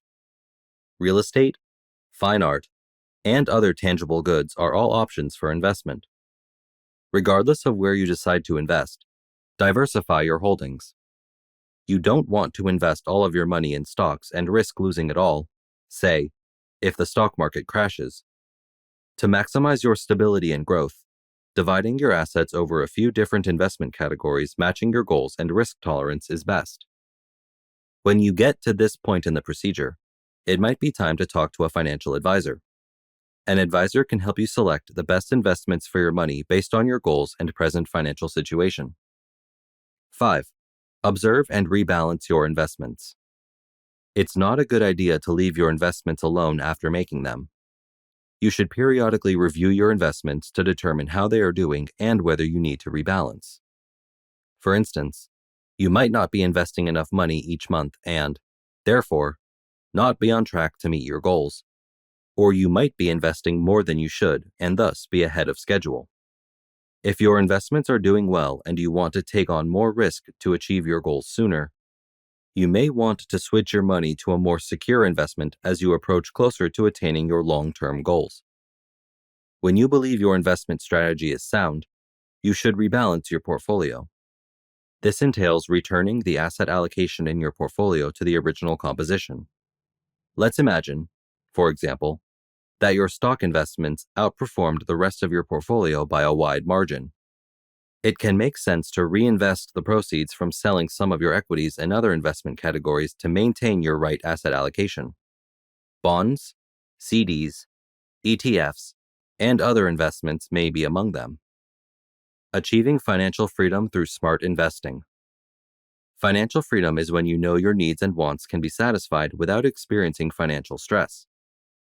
It entails being free to make decisions about your life without being constrained by financial obligations, such as changing employment, traveling, or engaging in hobbies. Long-term goals like financial freedom necessitate preparation, diligence, and astute financial decisions. Investing is one of the finest strategies to gain financial independence. Here are some ways investing can help you in achieving financial freedom. Start your investments early. Metrics for investing and the early bird gets the worm agree. When you start investing early, you allow your investments enough time to increase through the force of compounding. You don't need to invest much money. Even little yet secure investments can help you build wealth and increase your future financial security. Whatever your age, it's never too late to start. Compounding returns. Over time, your assets could expand dramatically thanks to the magic of compounding. You can earn interest on your major and cumulative investments by reinvesting investment returns. Your investments can grow dramatically over time in this way. Diversification. You can spread your risk and reduce losses by investing in various assets, such as stocks, bonds, mutual funds, ETFs, or commodities. The benefit of diversification is that it prevents you from placing all your eggs in one basket. Be patient. Patience and discipline are necessary for investing.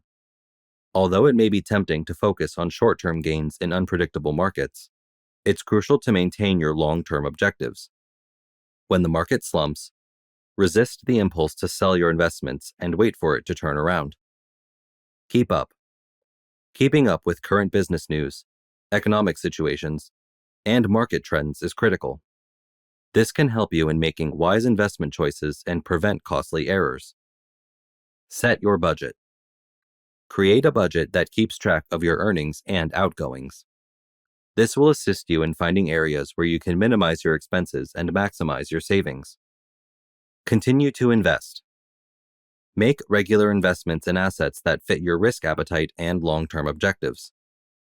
You can practice investing without risking your money by using a virtual trading program like StockP.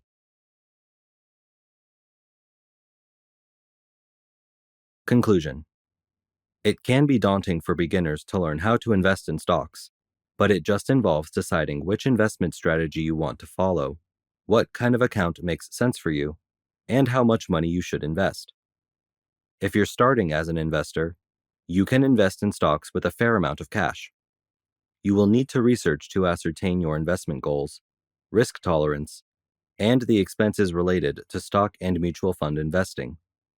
Additionally, it would be best to research several brokers to see which can best meet your demands and understand their unique requirements. Once you do, you'll be in a good position to benefit from the significant financial upside that stocks can offer you over time.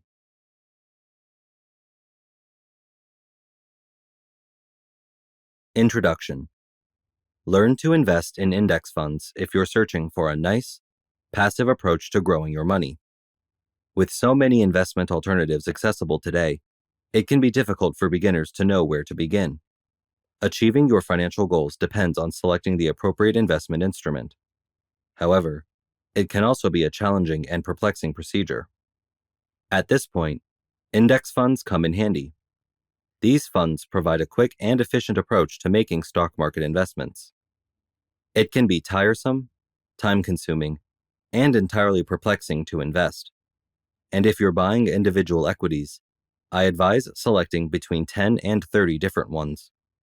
That shouldn't be a problem if you know what you're doing and have the time. However, most of us do not have that much time to study our investments, which also involves time to purchase, sell, and virtually continuously rebalance. So, investing in index funds becomes relevant in this situation. Index funds can provide rapid diversification and a passive option to invest in a wide range of industries if you prefer a more streamlined strategy. You only need one fund. You can reclaim time with a passively managed investment to concentrate on your family, job, or side business. However, the simplicity of index fund investing is its strongest feature. Index funds are open to all investors. You can hardly make a mistake. Index funds allow you to achieve the same potential returns with additional guardrails, as many people aren't comfortable choosing and managing individual equities. Index funds also eliminate the emotion associated with buying and selling stocks during market ups and downs, as we have seen for the past few months. Index funds are often promoted as one of the most popular ways to achieve FIRE, financial independence, retire early, and are supported by billionaire Warren Buffett. Index funds are a form of investment instrument, like an exchange-traded fund, ETF, or mutual fund, that aims to provide outcomes comparable to those on particular indices, thus the name, such as the S&P 500. Here's information on investing in index funds if you wish to follow suit.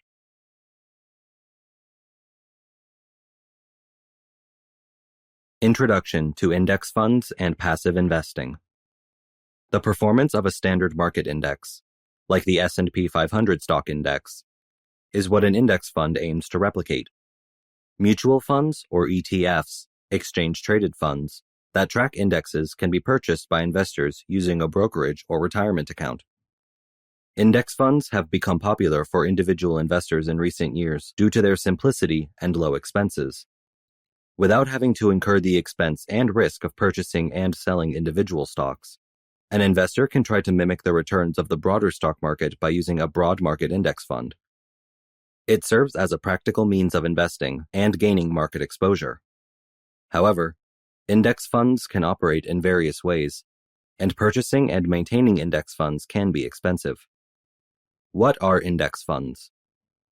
An investment fund, known as an index fund, tracks a certain group of assets known as an index.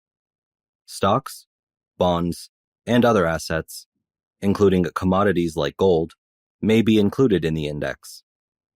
Index funds are investment funds that track benchmark indexes like the S&P 500 or the NASDAQ 100.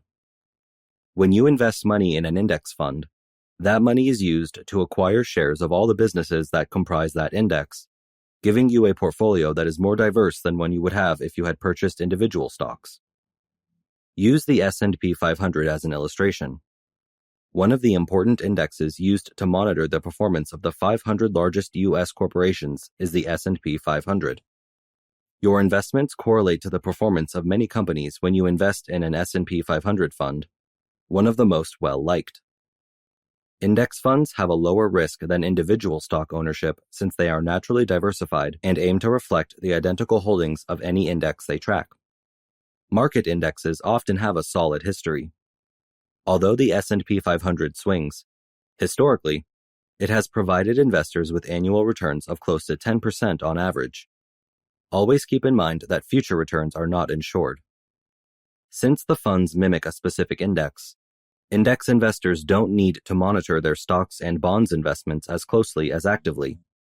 This distinguishes index funds from mutual funds and is why they are called passive investments. Fund managers actively manage your assets in mutual funds. With mutual funds, the goal is to outperform the market, whereas with index funds, the objective is merely to mirror the market's performance. Since daily human management is not necessary for index funds, they have lower management costs, also known as expense ratios, than mutual funds. By choosing an index fund over a mutual fund, you can save more money on fees over the long run, enabling you to increase your earnings. Regularly investing in an S&P 500 index fund, a process known as dollar cost averaging, and watching your money grow over time is a common option for many investors with a long investment timeline. Why choose index funds for building wealth? Comparing index funds to other stock funds, their relatively low risk is their key advantage. This is because there isn't a fund manager making judgments about investments. The market will entirely determine your payouts. Index funds also have the benefit of being naturally diversified. This is so that they can represent many industries inside an index. Sector concentration may occur even in actively managed, diversified equities funds, depending on the fund manager's choices. However, the weightage of the equities in index funds will vary by industry. Thus, sector concentration will not harm your portfolio. The third benefit is the possibility of strong returns from index funds over a longer time horizon. If you look at them, the Nifty and the Sensex have shown positive returns over the previous 10 years. Investors have received returns from the Sensex of 63.07% over 5 years and 103.5% over 10. Over the last 5 and 10 years, Nifty has returned 57.43% and 97.75%, respectively. Therefore, investing in index funds over the long term could yield positive returns. The minimal costs that index funds have to pay are another major benefit. There is a low expense ratio for index funds. Since the fund manager actively oversees the portfolio and executes securities trades, actively managed funds have higher expenses. An actively managed fund has greater transaction expenses. You can buy stock without spending much money using a low-cost index fund. Additionally, the returns you receive from the index fund will be larger due to the reduced expense ratio. Another benefit of index funds is easy tracking. When investing in an index fund, you don't need to consider factors like the fund manager's experience or alpha WTC. You can put money into an index fund if the tracking error is minimal. The fund can be followed simply by monitoring the stock market. What are the disadvantages of index funds?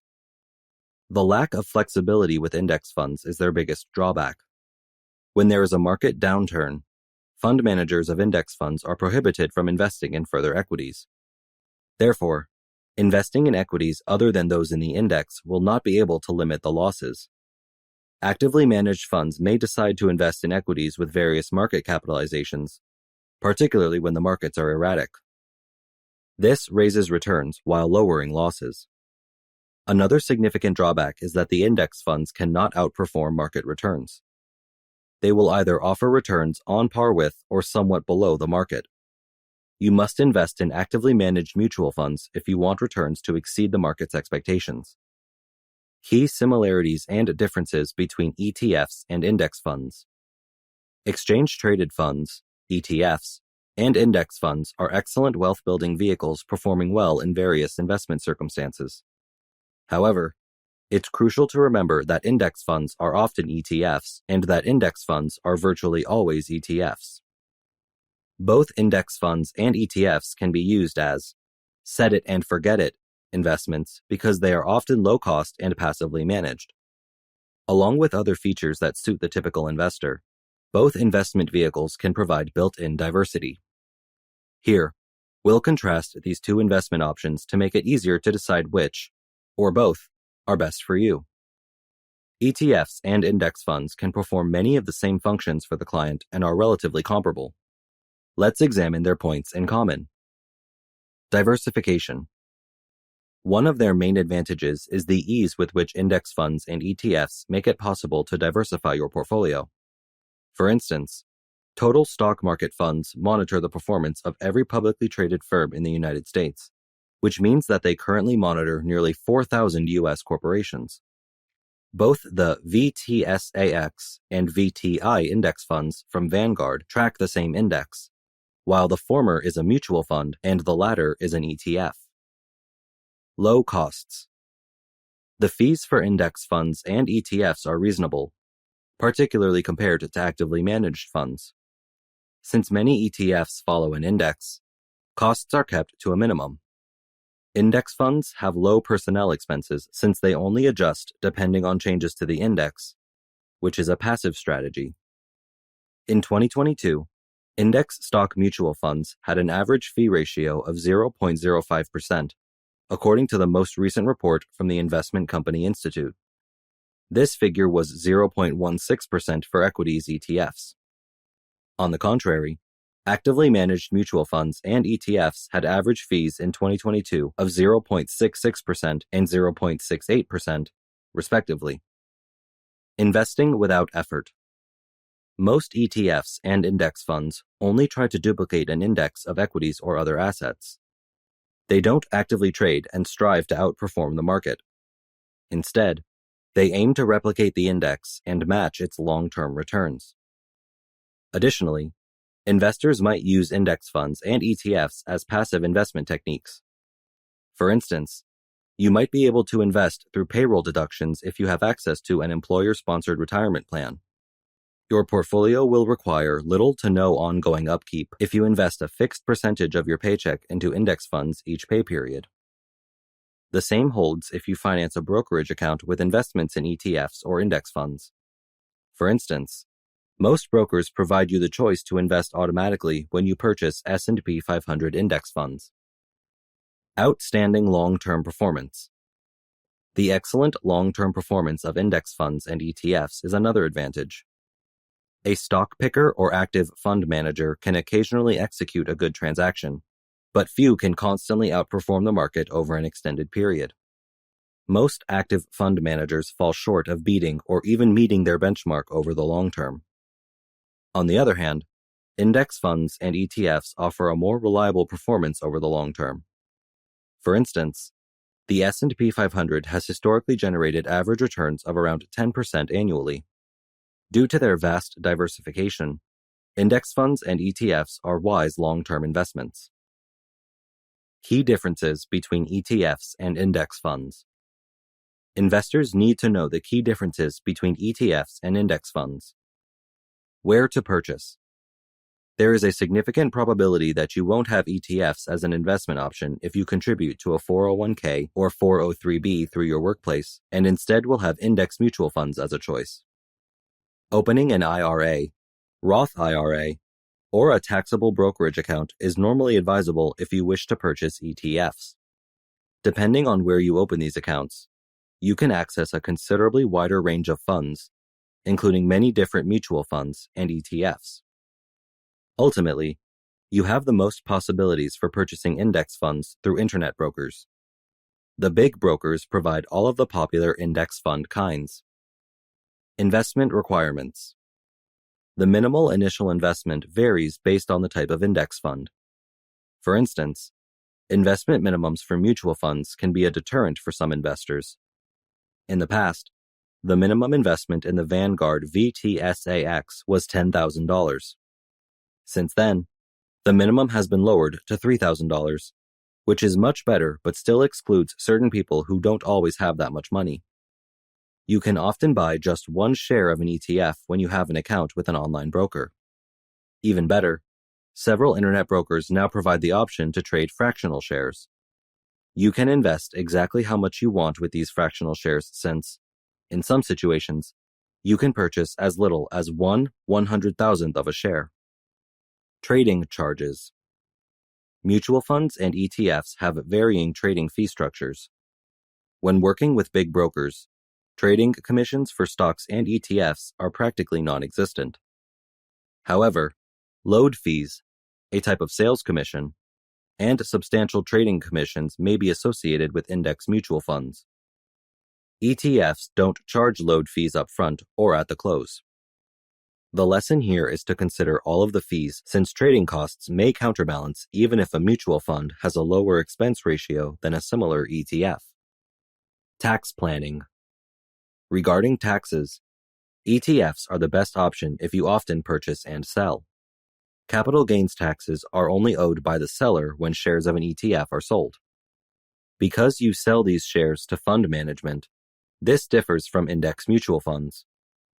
All investors who have shares in the fund receive a portion of any profits made if the fund manager sells the underlying assets for a profit. ETFs versus index funds. Which is better? It's challenging to say whether an index fund or ETF is superior because the answer relies on the funds under discussion and your investment objectives. Many index funds are available as ETFs, which offer 24-hour trading and extremely low fees. The investment minimums for index mutual funds typically range from a few $1,000s, and you can only buy and sell at the close of each trading day.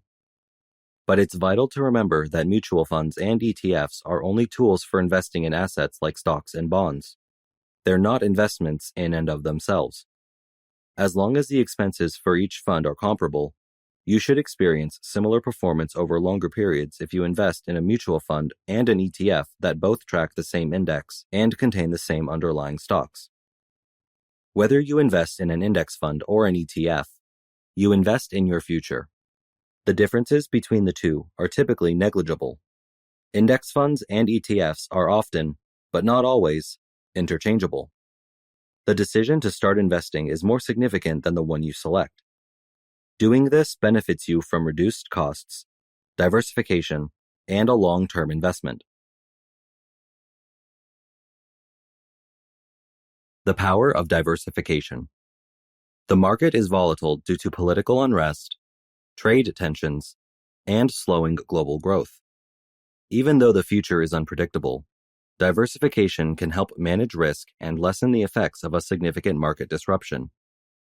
A turbulent market, rising trade tensions, political unpredictability, and slowing global growth have not made the past few months easy for investors. Over the upcoming months, Morgan Stanley Research anticipates that volatility will remain high. If you are a long-term investor, volatility is nothing to be alarmed about, but it is crucial to take practical measures to manage it. Diversification is your best option in terms of tools. What does investment diversification mean? Diversification spreads investments among asset classes, industries, and geographical areas to lower an investment portfolio's overall risk. By holding a mix of investments, the assumption is that the weak performance of any one investment may be counterbalanced by the stronger performance of another, resulting in a more consistent overall return. Thus, diversification attempts to incorporate assets with low correlations to one another. Diversification is the most crucial element of achieving long-term financial goals while avoiding risk, according to most investing specialists, even though it does not guarantee against loss. Here, we examine why and how to diversify your portfolio. Understanding diversification in investing. Let's imagine you solely own airline stocks in your investment portfolio. After industry-specific adverse news, such as an ongoing pilot strike that may eventually cause aircraft cancellations, share prices of all those stocks may fall simultaneously. This implies that the value of your portfolio will decrease noticeably. A few railway stocks can offset these equities, ensuring that just a portion of your portfolio is impacted. There is a strong likelihood that railroad stock values will increase as passengers seek out alternative forms of transportation. At the core of diversification is the deliberate process of balancing your portfolio among various investments. When you diversify, you adopt a defensive stance as opposed to trying to optimize your returns by investing in the most successful businesses. The U.S. Securities and Exchange Commission actively promotes the diversification policy. The power of diversification. Diversification is based on the notion that different assets behave differently, even under the same circumstances. A portfolio can be more resilient to shifting market and economic situations by carefully combining assets with various traits.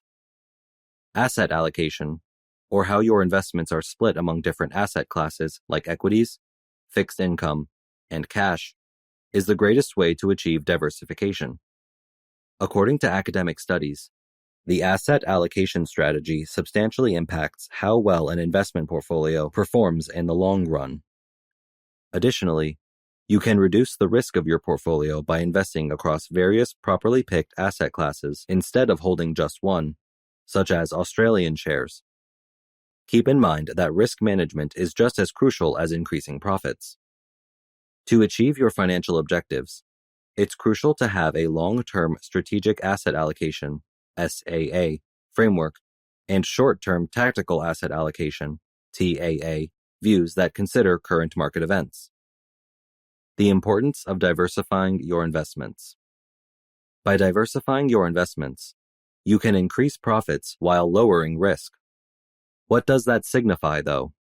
How can you invest in a way that safeguards your assets and maximizes your chances of profiting? Is it possible to diversify too much? Let's start with the fundamentals and examine why investing across various asset types is important. One of the essential components of a solid investment strategy is diversification. By diversifying your investments across several asset classes, you raise the possibility that some will perform well even if others don't.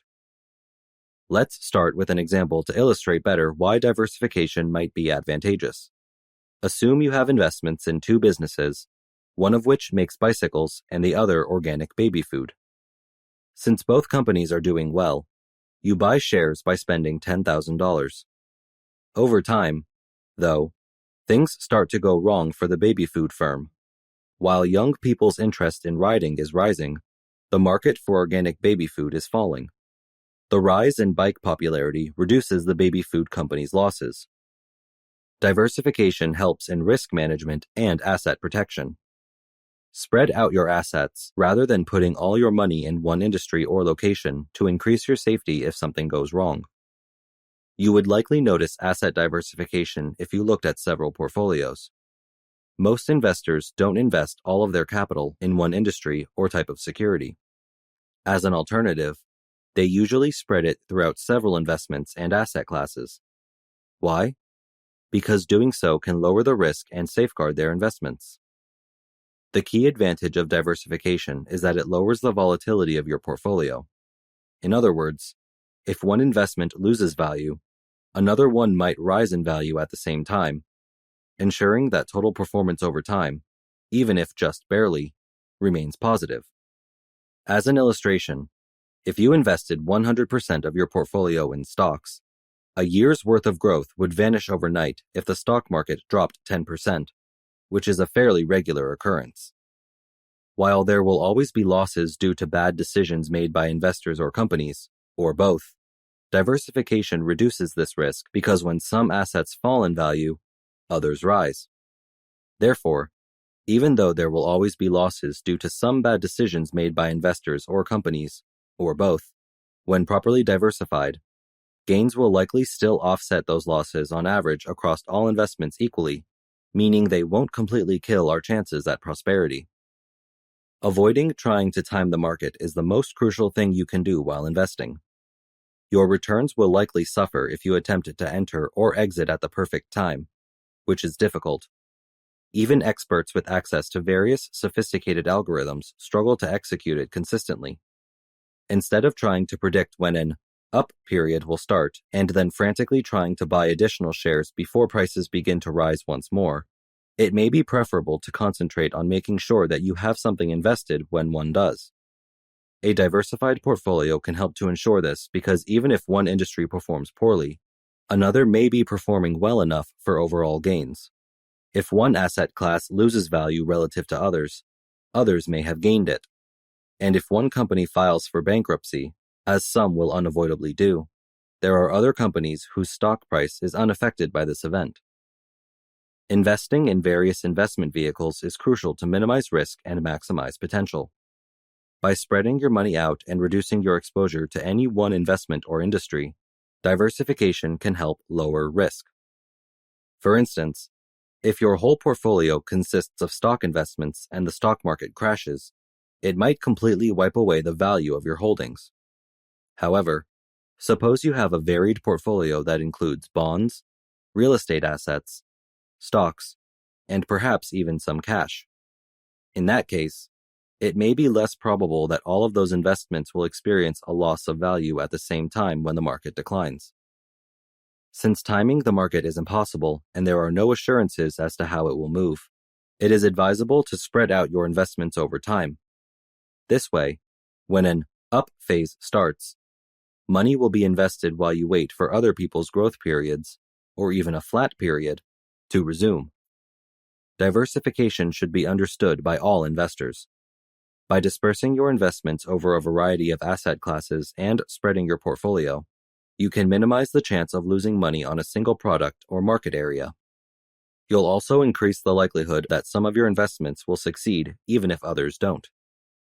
How diversification lowers volatility and manages risk.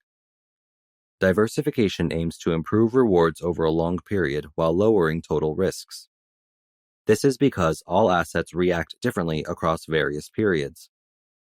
Diversification is a tried and true method to lower investment risk. Don't put all of your eggs in one basket is a saying that is synonymous with diversification in the business sector. To put it simply, diversification is the act of distributing investments across various asset baskets to lower investment risks. A diversified portfolio includes components from many investment classes, such as equity, fixed income, real estate, gold, and other commodities. These components help the portfolio provide above-average long-term returns. The requirement for portfolio diversification is heightened for several reasons, including but not restricted to the macro or microeconomic environment and business variables. Diversifying your portfolio is a rigorous process. Therefore, mindless diversification is useless. The overall consequence of diversification should be stable performance and smoother returns that never move up or down too quickly, putting investors at ease due to the lower volatility. Principal asset classes. Diversifying's 4 basic asset groups are equity, fixed income, real estate, and alternative investments. Using mutual funds to diversify is a wise move for individual investors. Mutual funds are excellent investment options that offer cost-effective and highly transparent alternatives. Given the abundance of possibilities available in the mutual fund industry, employing MFs is the only way to build a full portfolio. Different kinds of assets, including bonds and stocks, typically have a negative connection with one another. Therefore, a mix of asset types is good for the benefits of diversification. It is best to have a diverse portfolio in both sectors since unfavorable changes in one are probably countered by positive developments in the other. While investing in fixed income may tend to lower overall returns for a portfolio, it may also lower overall risk and volatility. One might also take a chance and invest in gold, which acts as a solid hedge against the depreciation of the US dollar. Various sectors.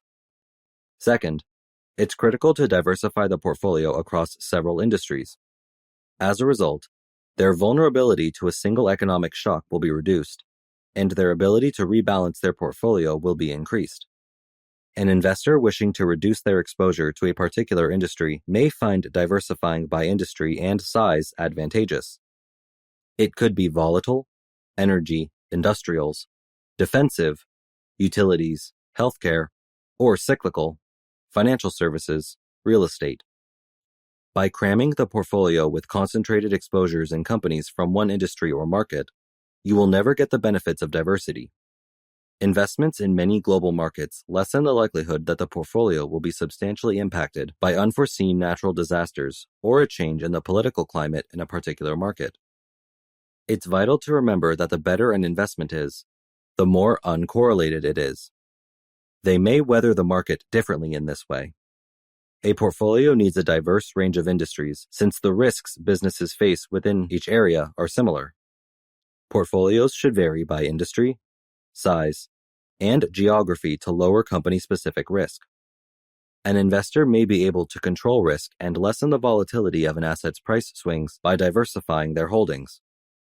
Although your portfolio may be well diversified, the risk may never be avoided. Diversifying your portfolio's holdings in today's unpredictable climate, volatile market, and short economic cycles is crucial. Most essential, getting expert assistance is advised while building a portfolio.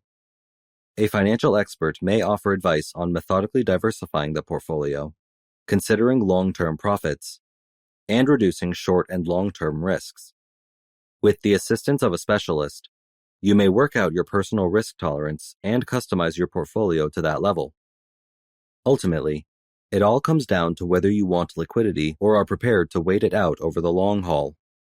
This will have an impact on the organization of your investments. Every investor has a unique risk tolerance, investing objectives, and financial capabilities. This has a significant impact on determining the mix of investments. Last but not least, evidence-based approaches that rely on information and logic rather than emotion often succeed. As mentioned, not all asset classes, industries, or markets respond to diversification similarly.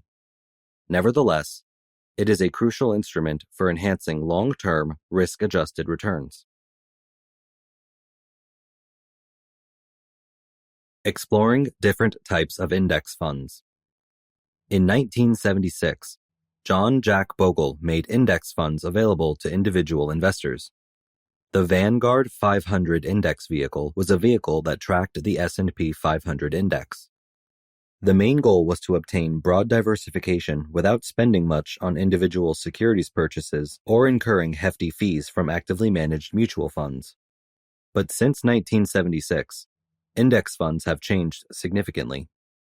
Additionally, using index funds, investors can increase their exposure to specific asset classes, markets, sectors, or investment philosophies.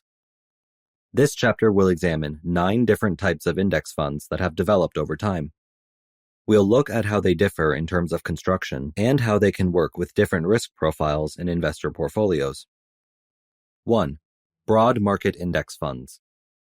This type of index fund tries to replicate a broad swath of the investable stock market. Since it exposes investors to equities from various market capitalization and industries, an index fund that tracks the Nifty 500 index, for example, is a broad market index fund. The Motilal Oswal Nifty 500 fund is one example.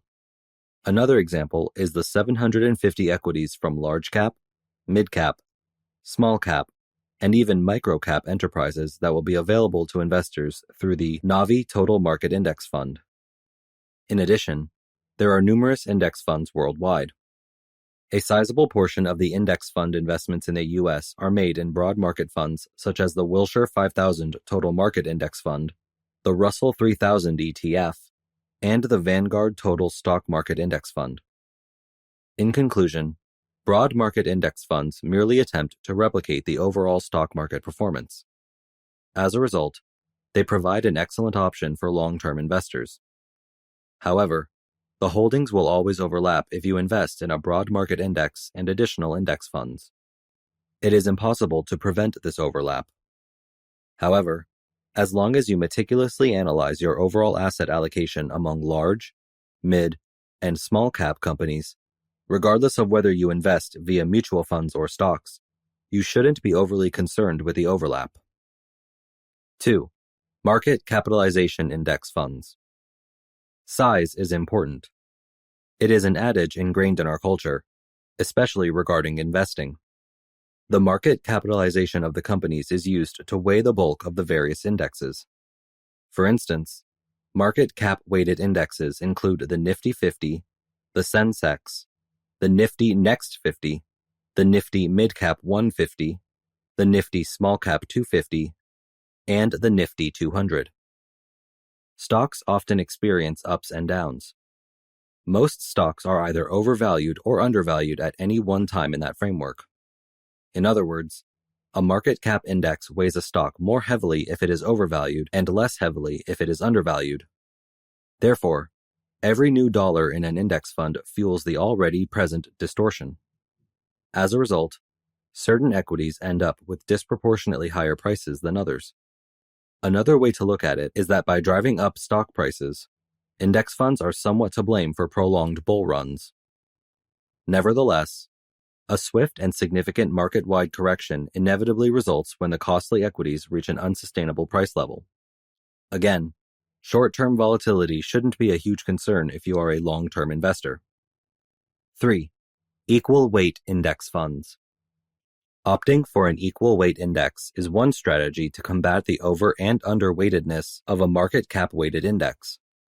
Simply put, an equal weight index is one in which each stock has the same weight. Let's use the Nifty 50 index as an example of the index being considered. In such an instance, the conceptual weight for every 50 companies is 2%. Put another way, picture an equal weight index as a perfectly balanced ship and steer clear of storms brought on by price momentum or valuation biases. An equal weight index is typically more value-oriented. Also, compared to a market-weighted index, an equal weight index is unquestionably far more diverse. 4. Smart beta or factor-based index funds. The market capitalization technique is the method of establishing an index that is most often used. It need not be the sole option, though. Additional characteristics, such as the P/E ratio, dividend yield, book value, cash flow, sales, etc., can also be valuable measures for creating an index. These indicators are probably more effective at identifying companies with good valuations for an index portfolio. The computing power of today's computers is far greater, and they can learn from intricate data streams and financial measurements. These discoveries are then grouped into conveniently packaged traits known as factors. Then, these variables are referred to as value, momentum, quality, volatility, etc. Factor-based index funds have just begun to acquire popularity. Even some factor funds may be known to you as smart beta funds under a different name. Now, most new smart beta funds created in the US only include one component. The Edelweiss Nifty 100 Quality 30 Index, for instance, makes use of the quality component. This component is a composite of various variables, including return on equity, ROE, return on capital, operating cash flows, OCF, company debt, etc. The volatility factor, value factor, momentum factor, and other factors are also used by index funds and exchange-traded funds, ETFs.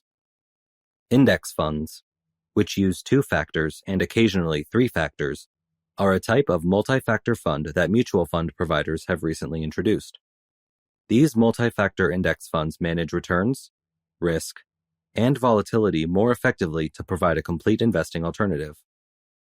5. Strategy Index Fund.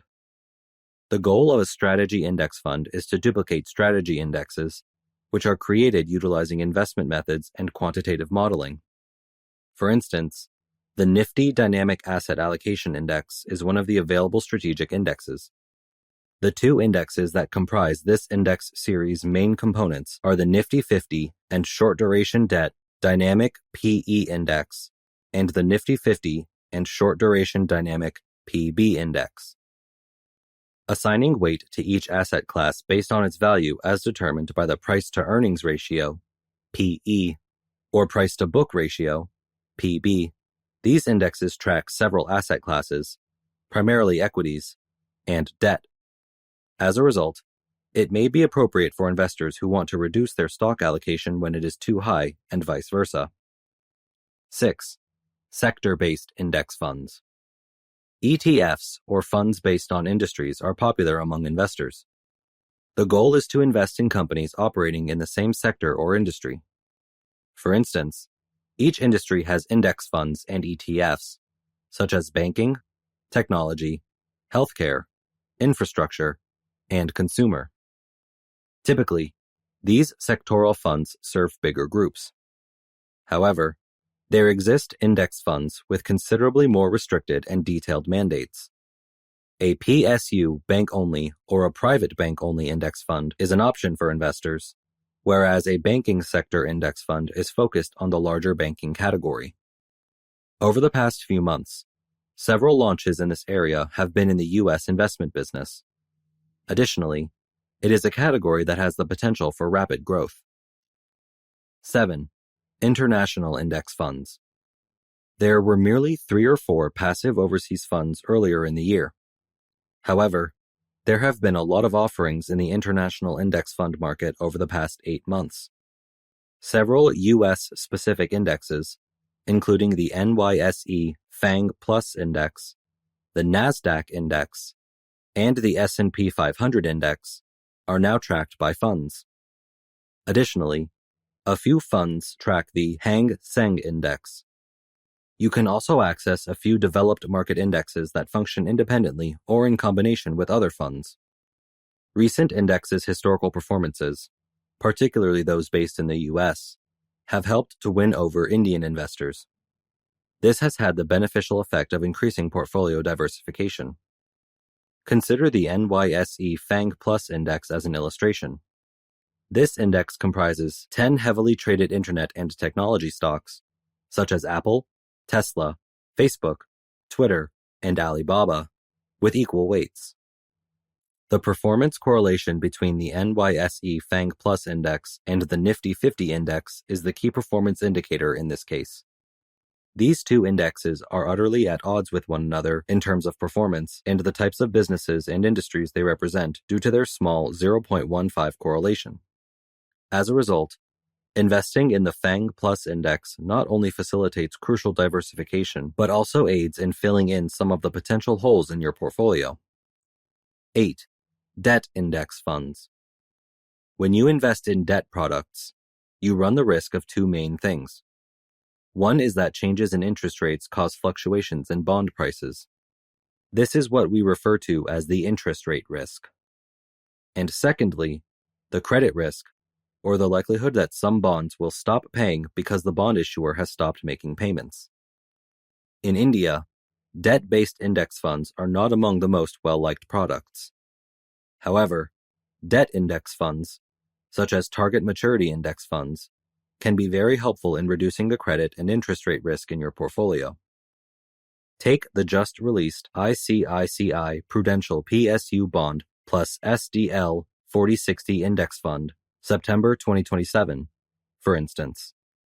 This passively managed strategy replicates a unique index of 8 AAA-rated PSU bonds and 20 state development loans in a 40-60 ratio. The maturity date for this debt index fund is the 30th of September 2027, despite the plan being open-ended.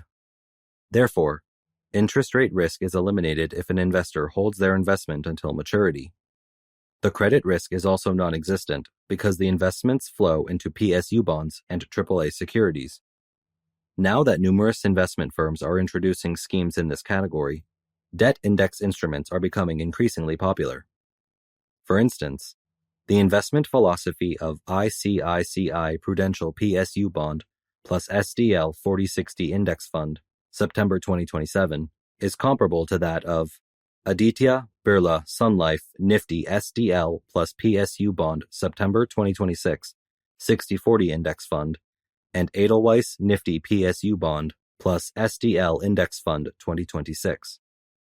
The Bharat Bond Index, a low-cost, passively managed investment vehicle that invests in public sector bonds with a AAA rating, is also managed by Edelweiss. IDFC Mutual Fund has a few gilt index products that only invest in government securities. Axis Mutual Fund offers a bond fund, and Nippon India Mutual Fund has many products. 9. Custom index funds. A typical index works on a one-size-fits-all principle. However, when more data processing capacity is made available, it helps pave the way for much greater customization based on what the fund manager wants and what various investor groups are looking for. Custom indices have a role in this situation. Said, custom index funds give institutions and advising companies the freedom to design their collection of passive investing techniques. Imagine the architect providing you with a basic set of blueprints but allowing you to modify the design to meet your unique needs. Custom indexing has now begun to gain traction, although not being widely used. Several international financial institutions are implementing it in light of cutting-edge technologies and zero to minimal commission trading fees. Indian mutual fund providers also have a positive attitude toward creating unique indexes. And in the ensuing 3, 4, or 5 years, these funds will probably become more well-liked. You can refer to it as love, affection, or attraction. However, the fact remains that millions of investors worldwide, including those in India, are interested in passive investment. And since 1976, when the Vanguard Group introduced the first publicly traded index fund, index funds have undoubtedly advanced significantly. You can research and invest in many schemes covered in this chapter, but before investing, consider how they might fit into your portfolio. Choosing the right index funds for your portfolio. The case for index investing is easy to understand. At a fraction of the cost of actively managed funds with a comparable concentration, mutual funds and exchange-traded funds, ETFs, that merely seek to duplicate the performance of key indexes typically produce greater long-term performance.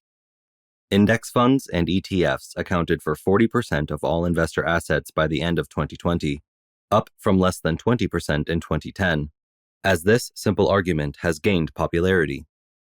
However, picking the best fund can be difficult, especially considering the continuously expanding range of possibilities. Nearly 200 large-cap blend funds were cited by Morningstar in a recent analysis as potential building blocks for a well-diversified portfolio. How, then, do you decide which is best for you? Choose index funds that have the lowest expense ratios. Most index funds and ETFs impose an expense ratio, which is a yearly fee. This small fee covers the fund's operating costs. Yes, there are costs involved in buying and selling the investments that index funds hold, among other things, even if their sole goal is to mimic the performance and makeup of current indexes. Since no line item on your regular fund statements reveals how much the fee costs you, it's not precisely apparent that you're paying an expense ratio. Instead, a portion of the fund's assets is subtracted automatically from your returns. The costs involved with indexing are important. Search for the fund or ETF with the lowest expense ratio after choosing the investment category you want to employ indexing. The Fidelity Zero Total Stock Market Fund, which stays true to its name and charges no fees, is one of the top total stock market index funds. The Vanguard Total Stock Market Fund and Schwab's Total Stock Market Index impose annual cost ratios of 0.03% and 0.04%, respectively. Those extremely low expense ratios can be more advantageous than funds with identical characteristics but charge larger fees over time. Analyze the math. If the expenditure ratio was 0.63% and you invested $10,000 a year for 10 years at an 8% gross return, you would have about $151,000 at the end of the term. You would have more than $156,000 if the expense ratio for a different fund tracking the same index and using the same technique were only 0.04%. The difference, which is solely due to fees, is $5,000. Imagine the potential growth over a 30 or 40-year investment horizon. Don't sweat the ETF versus index fund difference. When looking for products that passively track an underlying index, you might wonder what the difference between an index fund and an ETF is, and, more importantly, whether it matters. The fund's share price volatility distinguishes an index fund from an ETF. You can order an index mutual fund at any time, but the price will be determined by the value of all the underlying assets at the end of the current trading day. Your trade will be completed at the closing price on the next trading day if you place an order after the market has closed, 4 p.m. ET for U.S. exchanges. ETFs are traded like stocks, and their prices fluctuate throughout the trading day. It doesn't matter what kind of fund you choose, as long as it's affordable, provided you can buy and sell an ETF and mutual fund without paying a commission, which is becoming increasingly popular at the finest brokerages. However, if you're starting with your investments, whether in an IRA or traditional taxable account, an ETF might be a more sensible option.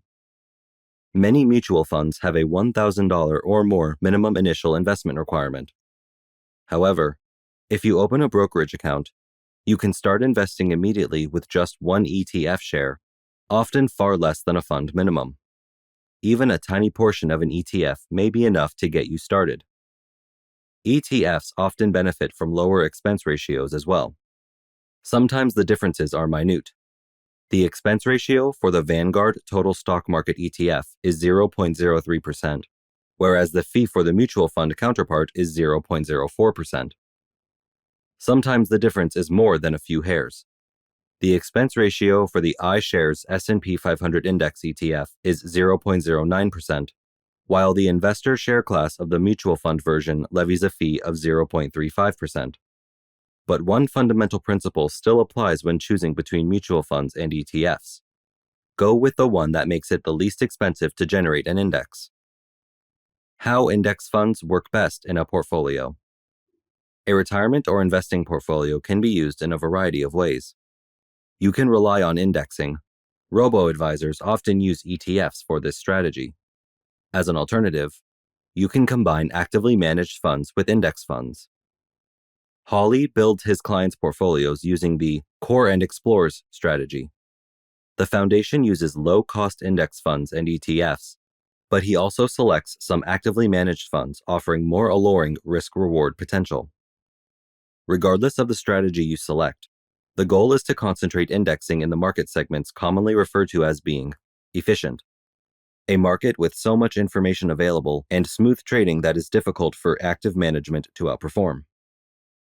The Active/Passive Barometer report from Morningstar compares the performance of actively managed funds to the average performance of index funds in a given investment category. Less than 1 in 4 active funds outperformed their index counterparts in the 10 years leading up to 2020 across all categories. Indexing was even more effective in the most effective markets. In the 10 years leading up to 2020, just 8.4% of actively managed big-cap blend funds, 9.3% of large-cap growth funds, and 14% of large value funds outperformed their indexing counterparts. Less than 3 of 10 intermediate core bond funds outperformed the category's benchmark funds. Active management has a better market track record when less uniform information is accessible or a less standard trading platform. Over the last 10 years, over 40% of actively managed funds invested in U.S. small and mid-cap growth, high-yield bonds, corporate bonds, real estate, and emerging stock markets have beaten index funds. Building a portfolio with index funds. One fund can be used to create an all-index portfolio if you wish to keep things simple. 2 or 3 funds can do the trick if you want more control over your asset allocation mix. Specify a target date fund. A target date fund can be used in a retirement portfolio. One fund with a year in the title near your 65th birthday will do. You are all done now. Based on your investment time frame, the target date fund handles all the heavy lifting by investing in a mix of bonds and stocks, or ETFs. Numerous target date funds only use inexpensive index funds and index ETFs. Use the 3-fund strategy. Another simple strategy is to set up a 3-fund portfolio that consists of a high-grade U.S. bond index fund, an overseas stock fund, and an index fund that covers the entire stock market. This gives you greater flexibility over your equity-to-bond ratio, but necessitates more involvement from you than a target date fund would.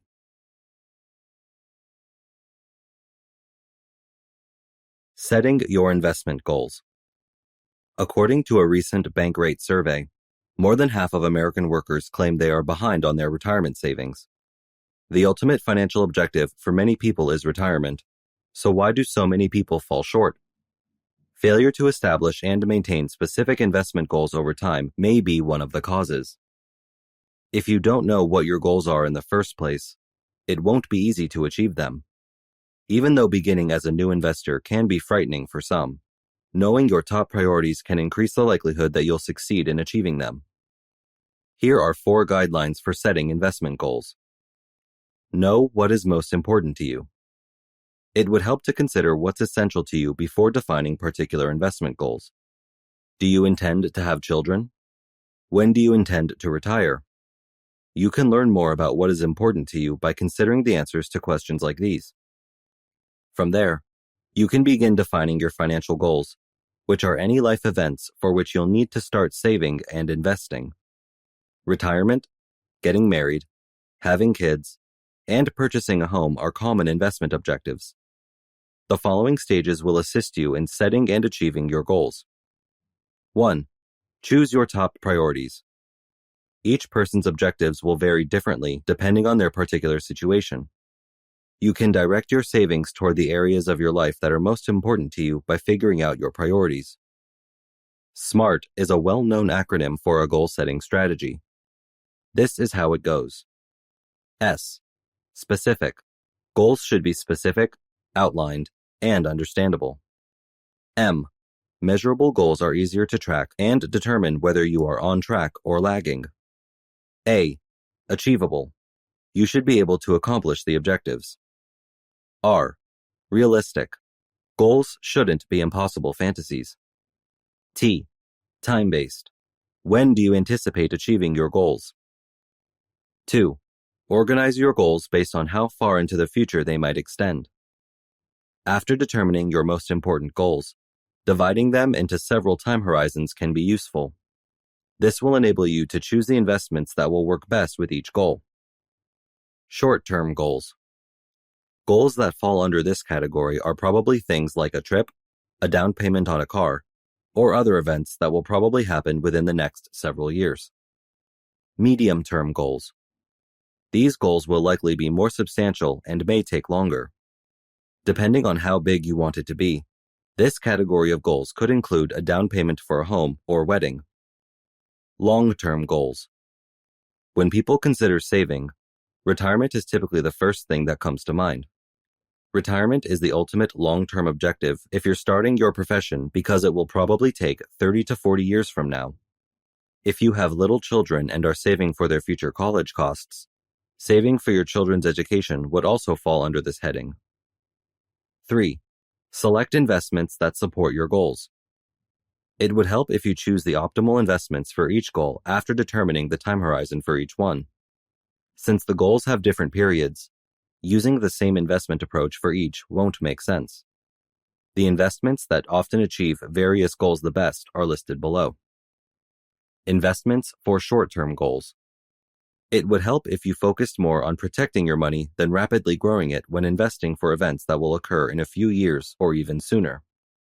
Some of the best low-risk investments for short-term goals include money market funds and high-yield savings accounts. Although you won't generate much more money, you can be sure that it will be available when you need it and that you're getting the highest interest rate possible compared to the rates offered by conventional bank savings accounts. Investments for long-term goals.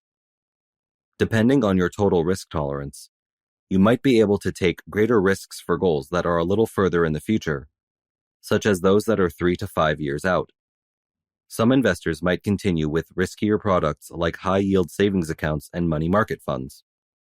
However, for those with higher risk tolerance, investing a small portion of your portfolio in high-quality companies through index funds may allow you to achieve higher returns. You could also accomplish your goals by investing some of your money in dividend-paying companies, but remember that even top-notch equities might lose value. Investing in long-term goals. Long-term goals should be prioritized to allow you to invest with more risk. These goals are those that are longer than 5 years. Retirement is one example of a long-term goal that could be decades away, giving you plenty of time to compensate for potential losses. Because of these factors, equities typically make the best long-term investments in a diverse portfolio. Most individuals find that using an online broker, which enables you to buy various assets, is the easiest way to invest in stocks. You can invest in companies through mutual funds and ETFs, but watch out for hefty fees. Index funds that follow large market indexes like the S&P 500 have traditionally generated yearly returns of around 10%, making them reliable long-term investments. Goals with deadlines can benefit from target date money as well. The year that the goal is expected to be attained is written on the labels for these funds, and they are then invested with that time horizon in mind.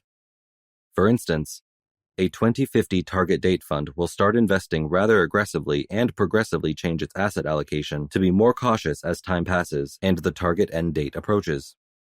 These can be rational for retirement plans or college savings for children. 4. Regularly do investing goal check-ins. Make sure your investment goals align with your plans by periodically reviewing them. It's common for goals to change. When that happens, you must update your investments. Additionally, as time passes and what were previously medium or long-term goals become shorter term, it is crucial to change your investments. If you intend to retire in a few years, investing your money in equities makes little sense. This routine evaluation can help ensure that your portfolio is correctly matched to your objectives and level of risk tolerance. The first step in reaching your investment goals is to identify them. Consider your short and long-term goals before making an investment decision.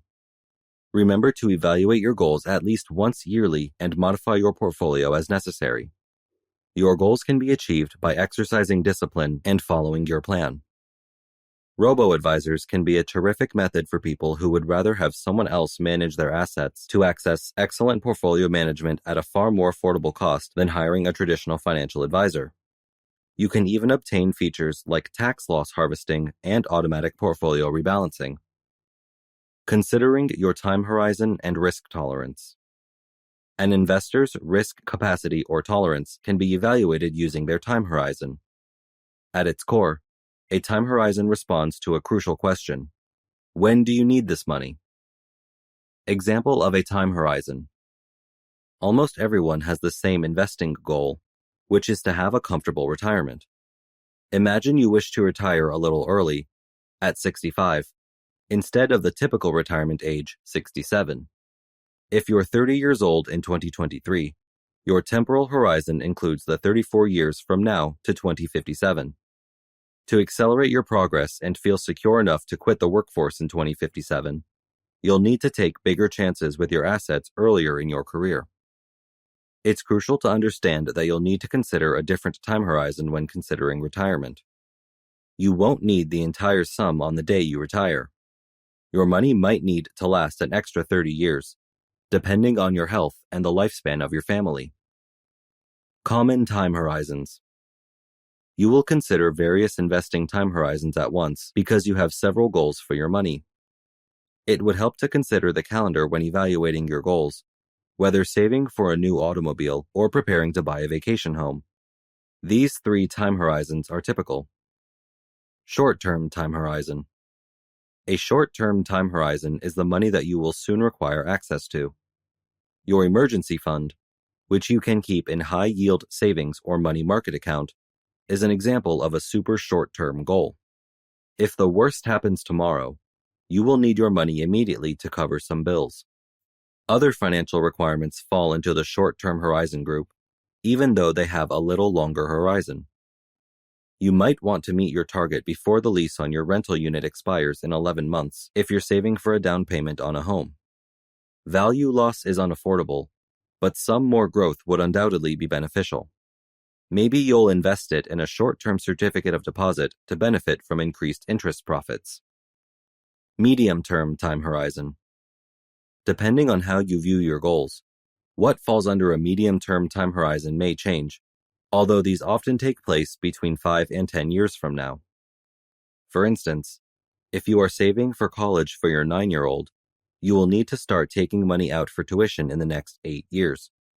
Longer lead times allow you to tolerate some risk, but you are more likely to have a mix of investments that limit your exposure to significant losses.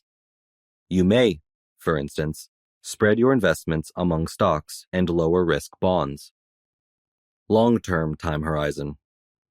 You are operating on a long-term time horizon when you consider big goals that are further in the future.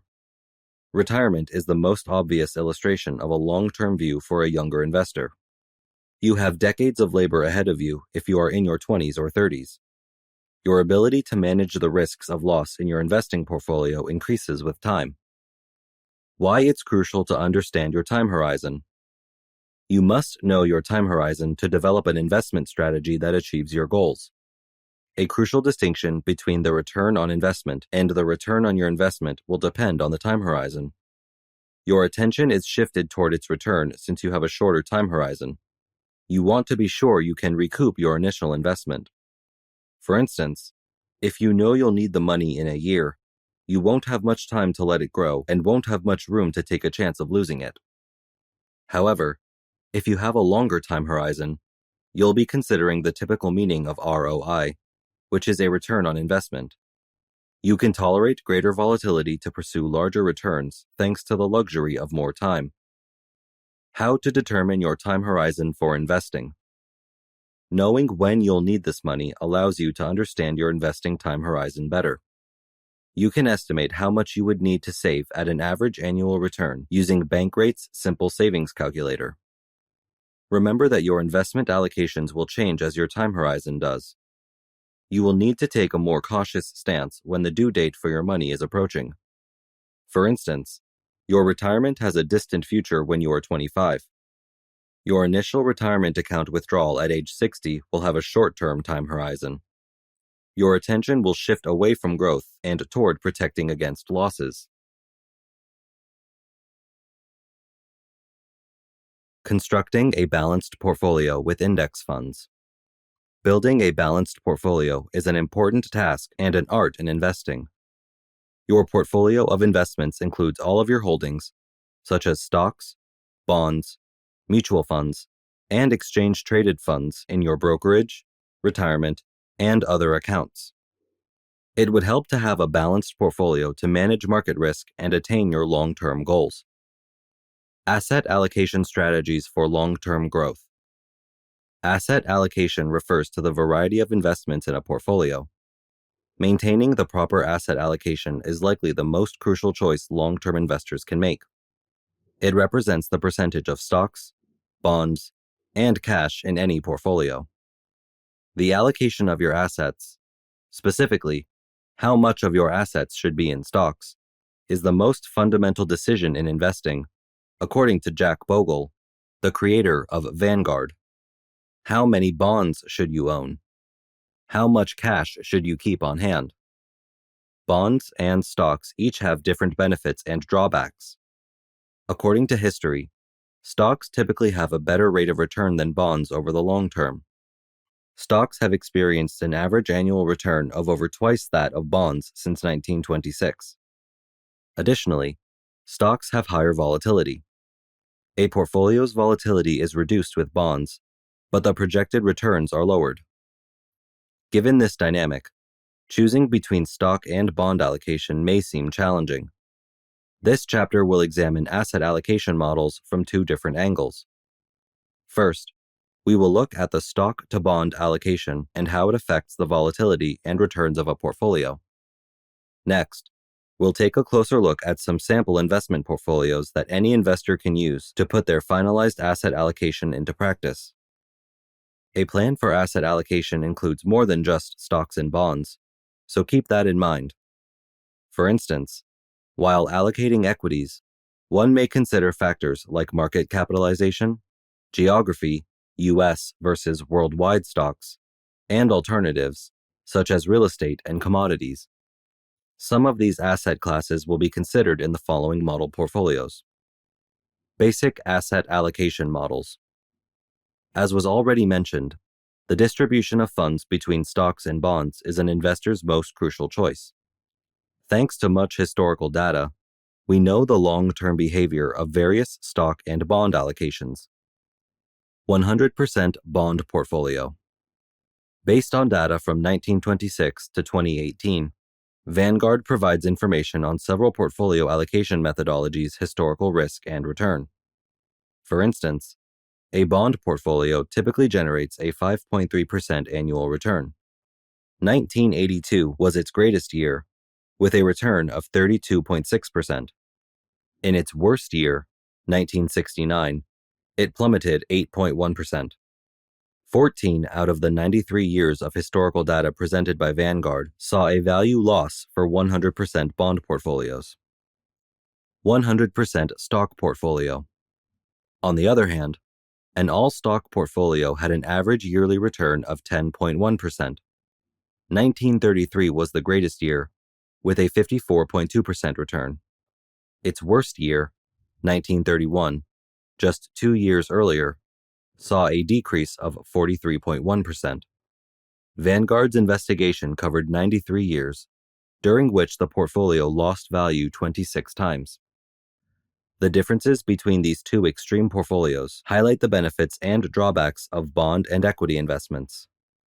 Long-term returns from stocks are far higher, but the stock-only portfolio had much higher volatility.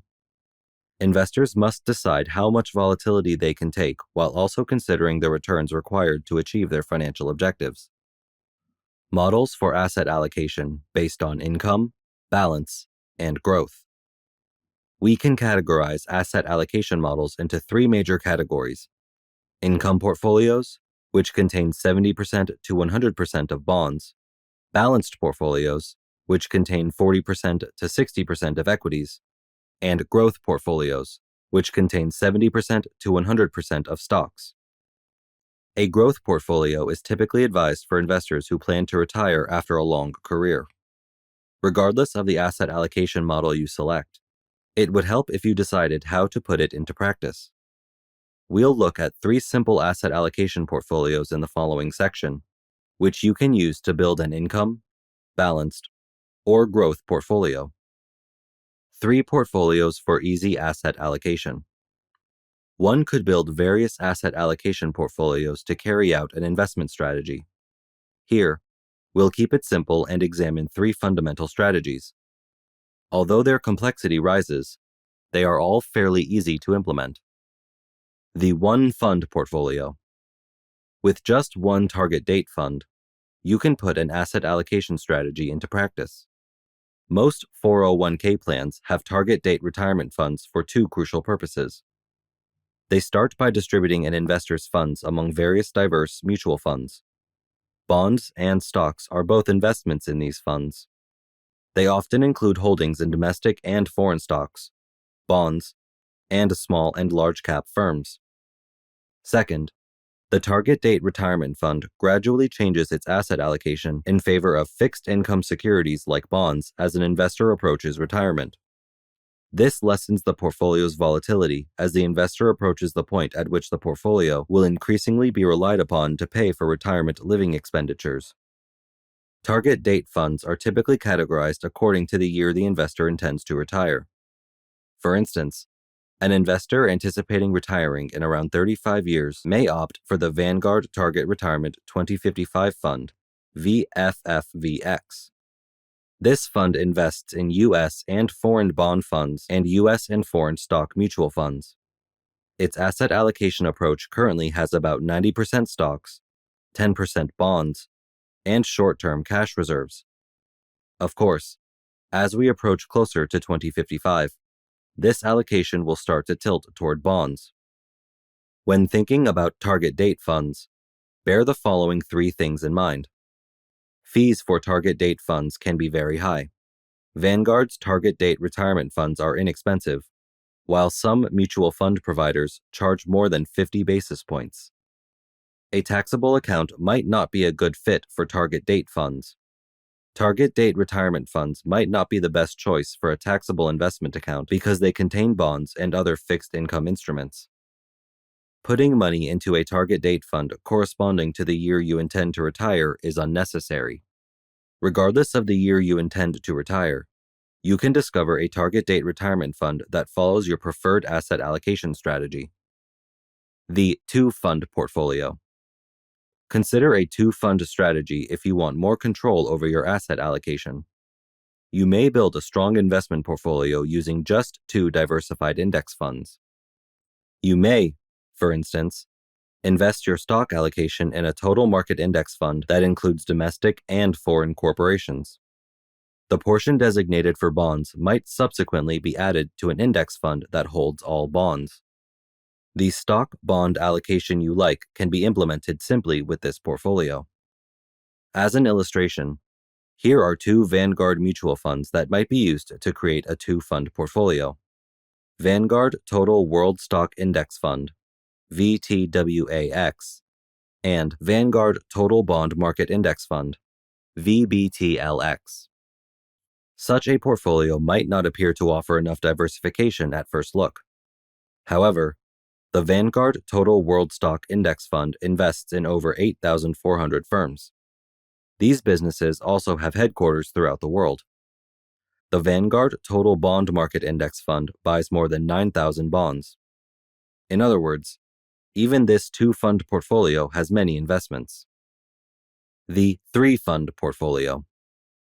Consider a three-fund portfolio if you want even more control over your allocation. In this hypothetical portfolio, the stock allocation is split between mutual funds, one investing in U.S. stocks and the other in foreign stocks. This gives investors more influence over how much of their stock allocation goes to American companies and how much goes to companies abroad. The Vanguard Total Stock Market Index Fund, VTSAX, Vanguard Total International Stock Index Fund, VTIAX, and Vanguard Total Bond Market Index Fund, VBTLX, are three mutual funds that could be used to implement the three-fund strategy. Other mutual fund companies offer similar index funds and can be utilized to implement the three-fund strategy. Fidelity offers a variety of index funds, including the Fidelity Zero Total Market Index Fund, FZROX, the Fidelity Zero International Index Fund, FZILX, and the Fidelity U.S. Bond Index Fund, FXNAX. Most significant mutual fund providers have comparable target date retirement funds and index funds that can be used to construct any of the three portfolios above. Pay attention to fees. Keep investment costs in mind as you choose your asset allocation plan and put it into practice. For a lifetime of investing, a fee as small as 50 basis points might lower your returns. Generally, try to reduce your investment costs to a maximum of 25 basis points. Ideally, keep them to less than 10 basis points. Building wealth with dollar cost averaging. One of the easiest methods for increasing returns without increasing risk is dollar cost averaging, which is also an excellent way to learn buy and hold investing. For those who desire to set up their investments and deal with them occasionally, dollar cost averaging is even preferable. It's one of the most effective and easy investing methods, perfect for novice investors. Here are the definition and applications of dollar cost averaging for maximizing investment returns. What is dollar cost averaging? Investing a sum of money into a portfolio regularly, usually monthly or biweekly, is known as dollar cost averaging. By increasing your savings with each paycheck if you have a 401k retirement plan, you are already using dollar cost averaging techniques. Timing the market is the practice of investing all of your money at once, and it can be risky if you invest when a stock reaches its high point, risking a significant loss if the stock falls from there. By doing this over time, you're dispersing buy points and avoiding this practice. You'll be purchasing over time and averaging your purchase prices if you use dollar cost averaging.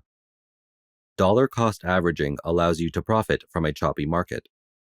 Regularly adding funds will allow you to buy when the market is weaker, lowering your average purchase price and resulting in the acquisition of more shares.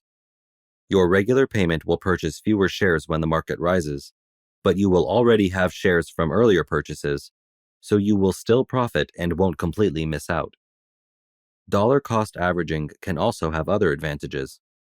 People stop buying stocks when they become affordable because of anxiety when equities decline and to prevent further short-term losses. Establishing a consistent buying schedule when the markets, and you, are calm will help you avoid this psychological bias and profit from stock price declines when other investors start to get nervous. If you reinvest your dividends, the dollar cost averaging technique is also applied to those quarterly dividend payouts, allowing you to accumulate even more shares. Over time, you'll convert your cash dividends into more shares of stock, and once the program is in place, you won't need to do anything. You'll eventually begin receiving dividends on your dividends. A reinvestment strategy can be set up quickly up front. Then you put it on autopilot and delegate the rest to your broker. And that's ideal for loan investors who want to deal with their money as quickly as possible. Dollar cost averaging example. Consider an employee who puts 10% of their $3,000 monthly salary in an S&P 500 index fund through their 401k plan. This individual receives $3,000 each month. The number of shares acquired varies monthly due to changes in the fund's price, but $300 is always invested. Despite the fund only growing, the value of the employee's investments on their $3,000 total contribution will increase by a little percentage. The employee can take advantage of market volatility by purchasing more shares at lower prices. Is dollar cost averaging effective? Depending on your circumstances, dollar cost averaging may be a good investment strategy, whether you should plan your purchases based on market conditions or use the dollar cost averaging strategy to make regular purchases over time. Most people are better off with a steady investment strategy because it has proved exceedingly difficult to time the market.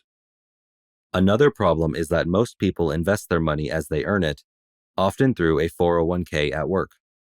Because you're investing what you can as soon as money becomes available to invest, dollar cost averaging makes sense in this situation.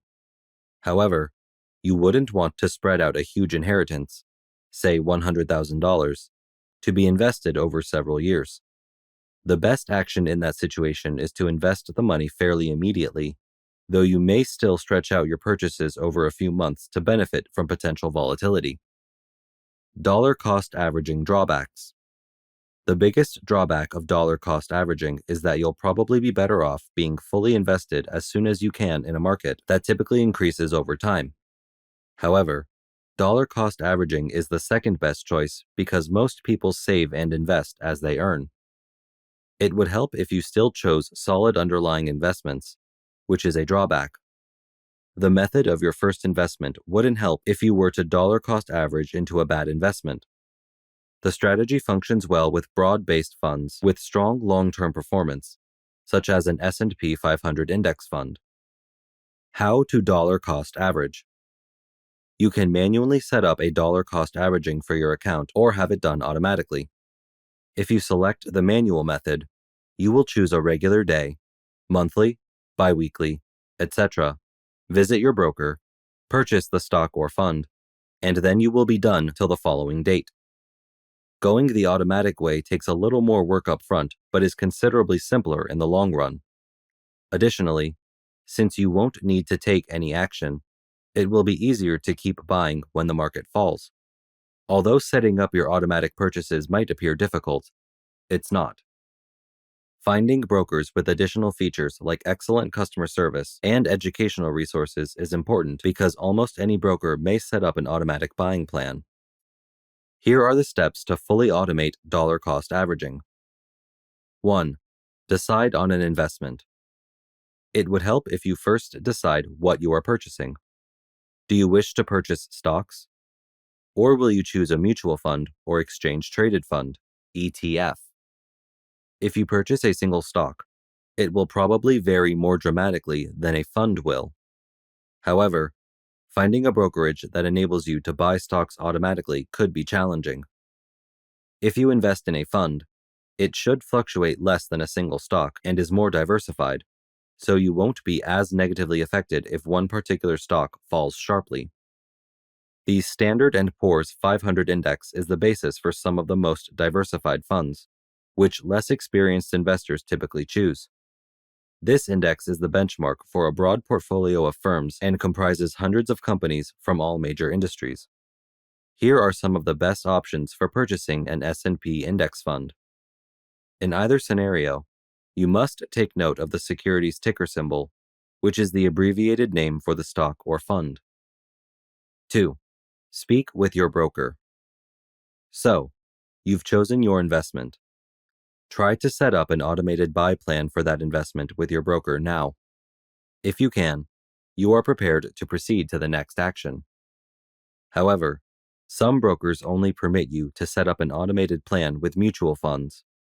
If so, you should consider opening a different brokerage account that gives you complete freedom. Multiple brokerage accounts also have other significant benefits, and you can typically receive a lot of value from having multiple accounts. 3. Estimate your financial capacity.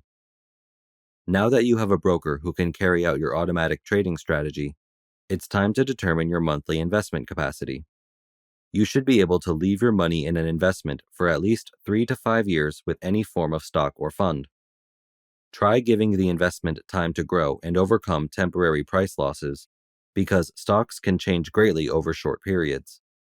You will therefore need to be able to survive solely off of your cash reserves at that time. Calculate your investment budget, starting with your monthly budget. How much money can you invest once you have an emergency fund? It's crucial to start contributing regularly, even if the amount is small initially. Dollar cost averaging is now more affordable than ever because all major brokers no longer charge commissions for trading stocks and ETFs, and the finest mutual fund brokers let you save fees for thousands of mutual funds. This proves that you can start building your nest egg with any amount of money. 4. Plan your automatic strategy. You can set up an automatic trading plan with your broker using the ticker symbol for the stock or fund, the amount you regularly buy, and the frequency with which you want the trade to execute. Although each broker has a different setup procedure, you will need these fundamentals. Your broker can assist you if you have any other inquiries. Additionally, if your stock or fund pays dividends, now may be a good time to have your broker set up automatic dividend reinvestment. Any cash dividend will be used to acquire new shares, and you can always buy fractional shares, putting the entire dividend value to work instead of letting it sit in cash for a long time, generating minimal or no interest. Your dividend will also continue to generate dividends even after the following dividend. Dollar cost averaging is a straightforward strategy that uses a volatile stock market to help lower risk and boost returns. You can sit back and pursue your passions rather than invest time if you register your brokerage account to purchase stocks or funds automatically and regularly. In investing, you can always achieve better outcomes with less work.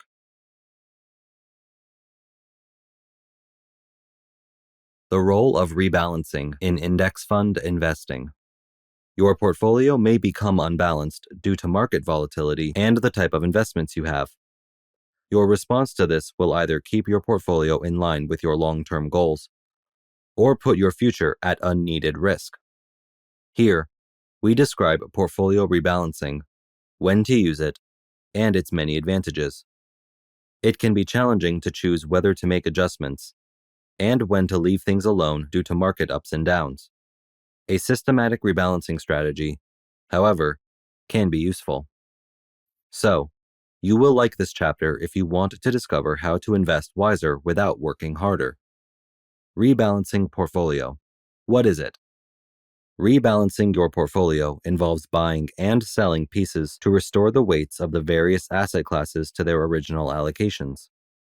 Additionally, rebalancing can be used to update the weightings of each asset or security class in the portfolio to conform to a new targeted asset allocation if an investor's investment strategy or risk tolerance has changed. Said portfolio rebalancing determines the asset allocation in the portfolio using a weighted average method. Rebalancing primarily entails routine asset purchases or sales to maintain the desired asset allocation level while staying within predetermined risk parameters. To better understand portfolio rebalancing, let's use an illustration. Ritu chooses to have a portfolio asset mix of 50% equities and 50% bonds. Stocks in her portfolio might become worth more if they did well during the period. She can then sell some stocks and put some of the proceeds into bonds to ensure the portfolio structure stays aligned with her long-term 50-50 goal. When should an investor rebalance a portfolio? Most investors create their investment plans with the long term in mind. However, there may be circumstances where they must reevaluate the makeup of their portfolios and choose to rebalance them. Here are a few instances that demonstrate when it is appropriate to rebalance a portfolio. A change in the investor's risk tolerance, the impending achievement of a financial goal, or the investor's impending retirement. A portfolio's asset allocation can be restored by rebalancing if an investor's investment objectives, time horizons, or level of risk tolerance change. It's crucial to remember that changing asset allocation does not always result in higher yields or insurance against potential future losses. Portfolio rebalancing. How does it work? Let's assume that your portfolio's equities have appreciated due to the stock market changes over the past 3 years.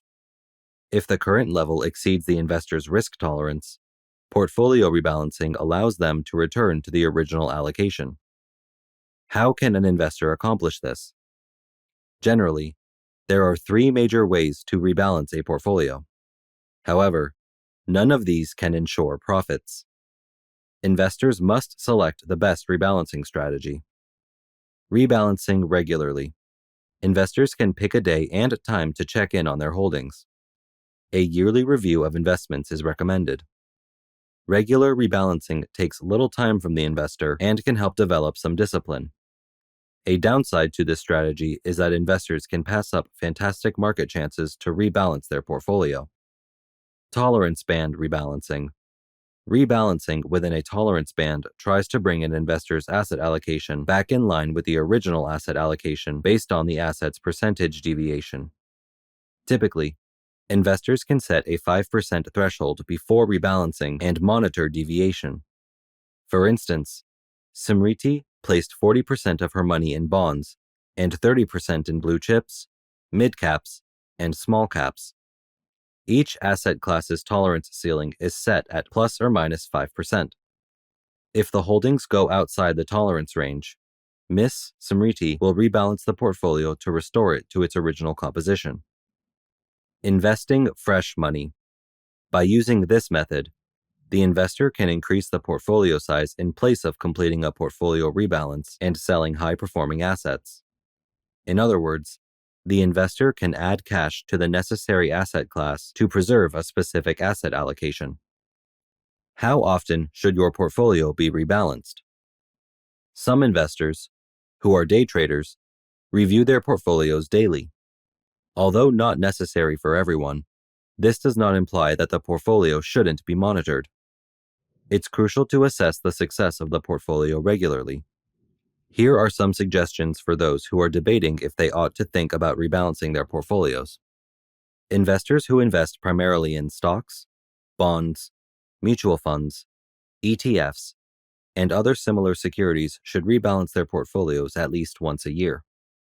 To avoid being caught off guard when you need your finances most, consider rebalancing more often, half-yearly or quarterly, if you are getting closer to your goal. Advantages of portfolio rebalancing. The following are some of the main advantages of portfolio rebalancing. Controlling risks. Rebalancing your portfolio allows you to control your risks effectively. Risk tolerance and investment returns may occasionally meet or exceed expectations throughout any investment time horizon. Investors can adjust asset allocation and keep risks within acceptable bounds by regularly monitoring portfolios. Reducing losses. Investments can be synchronized with market changes by routine rebalancing, which can reduce losses. The goal is to switch from underperforming and losing investments to those with higher prospects. Investors might be able to minimize losses if they do this promptly. However, it takes ongoing observation and some level of competence to spot these changes. Does rebalancing a portfolio have a price tag? Depending on the frequency and size of the adjustments, rebalancing a portfolio might be expensive for an investor. Investors should be aware of the following fees associated with rebalancing their portfolios. For investors that include stocks and bonds in their portfolio, rebalancing often entails paying the Securities Transaction Tax, STT, as well as the cost of brokerage. These are applicable when buying or selling such securities. If completed within a certain window after the start date, 2% exit load fees are applied to mutual funds for sale transactions. Depending on how long you invested, short-term and long-term capital gains apply when selling equity or debt mutual funds. Investors who view asset allocation as crucial to achieving actual returns must periodically rebalance their portfolios. Although portfolio distribution may appear complicated initially, it is rather straightforward, especially after an investor understands the portfolio architecture and related risk-return setup. How can your portfolio be rebalanced? The notion is that each investment should be tied to a specific financial goal when you spread your money over multiple mutual funds. This will ensure you stay committed and on schedule to reach that financial goal. Therefore, keep in mind to make the changes across all asset classes at once when beginning a portfolio rebalancing activity due to the change in risk profile. Here are 5 easy methods for rebalancing your portfolio. Step 1. Have an asset allocation plan or framework created after considering your income, anticipated retirement age, risk tolerance, etc. Consult a financial expert if you're unclear on how to proceed. Spend as much time as necessary to gather all the information to produce the strategy comprehensively. Step 2. Determine where and how your present investments are allocated across stocks, cash, bonds, to determine your current asset allocation. Compare the desired asset allocation and its current situation after that. Take appropriate corrective action. Step 3. Develop a rebalancing strategy if your goal asset allocation does not match your portfolio. Choosing which securities to keep and in what number during this step might be challenging. Here, a consultant will be quite beneficial. Step 4. Consider the tax ramifications, particularly about capital gains. Holding onto your stocks for over a year will help you avoid paying short-term capital gains taxes. For debt funds, short-term capital gains will be subject to taxes based on a person's income tax bracket. The indexation rate for the tax on long-term capital gains is 20%. Aim to sell the securities in the tax-exempt accounts first to reduce spending. You can reduce the capital gains taxes you pay in this way. Step 5. Evaluate your position in your portfolio at least once a year, but only rebalance it if your allocation seriously impedes your ability to meet your goals. To sum up, rebalancing a portfolio involves finding and implementing a strategy that works best for you as an investor. It must never just be about copying what is successful for someone else.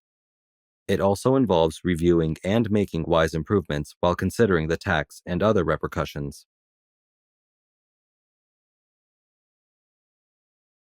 Conclusion. I love index funds, particularly for novice investors or those wanting to take a hands-off approach to investing. Know an index fund, how it typically works, what it tracks, and the advantages and disadvantages. From there, ensure you're purchasing funds aligning with your financial aims and ambitions. Avoid picking funds at random just because someone instructed you to. Investing in index funds is an excellent method to spread your portfolio without taking on too much risk. It's also a means to invest in certain businesses and access various markets across numerous sectors. Investing in an index fund, which is fairly passive but produces high returns over time, can be a fantastic approach. Start by following these steps to invest in index funds, considering your short and long-term goals and total costs.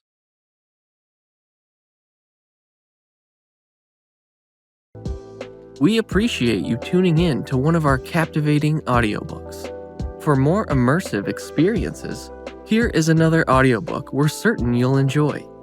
Don't forget to show your support by liking this video, sharing what you loved about this audiobook in the comments section below, and subscribing for more captivating audiobooks like this.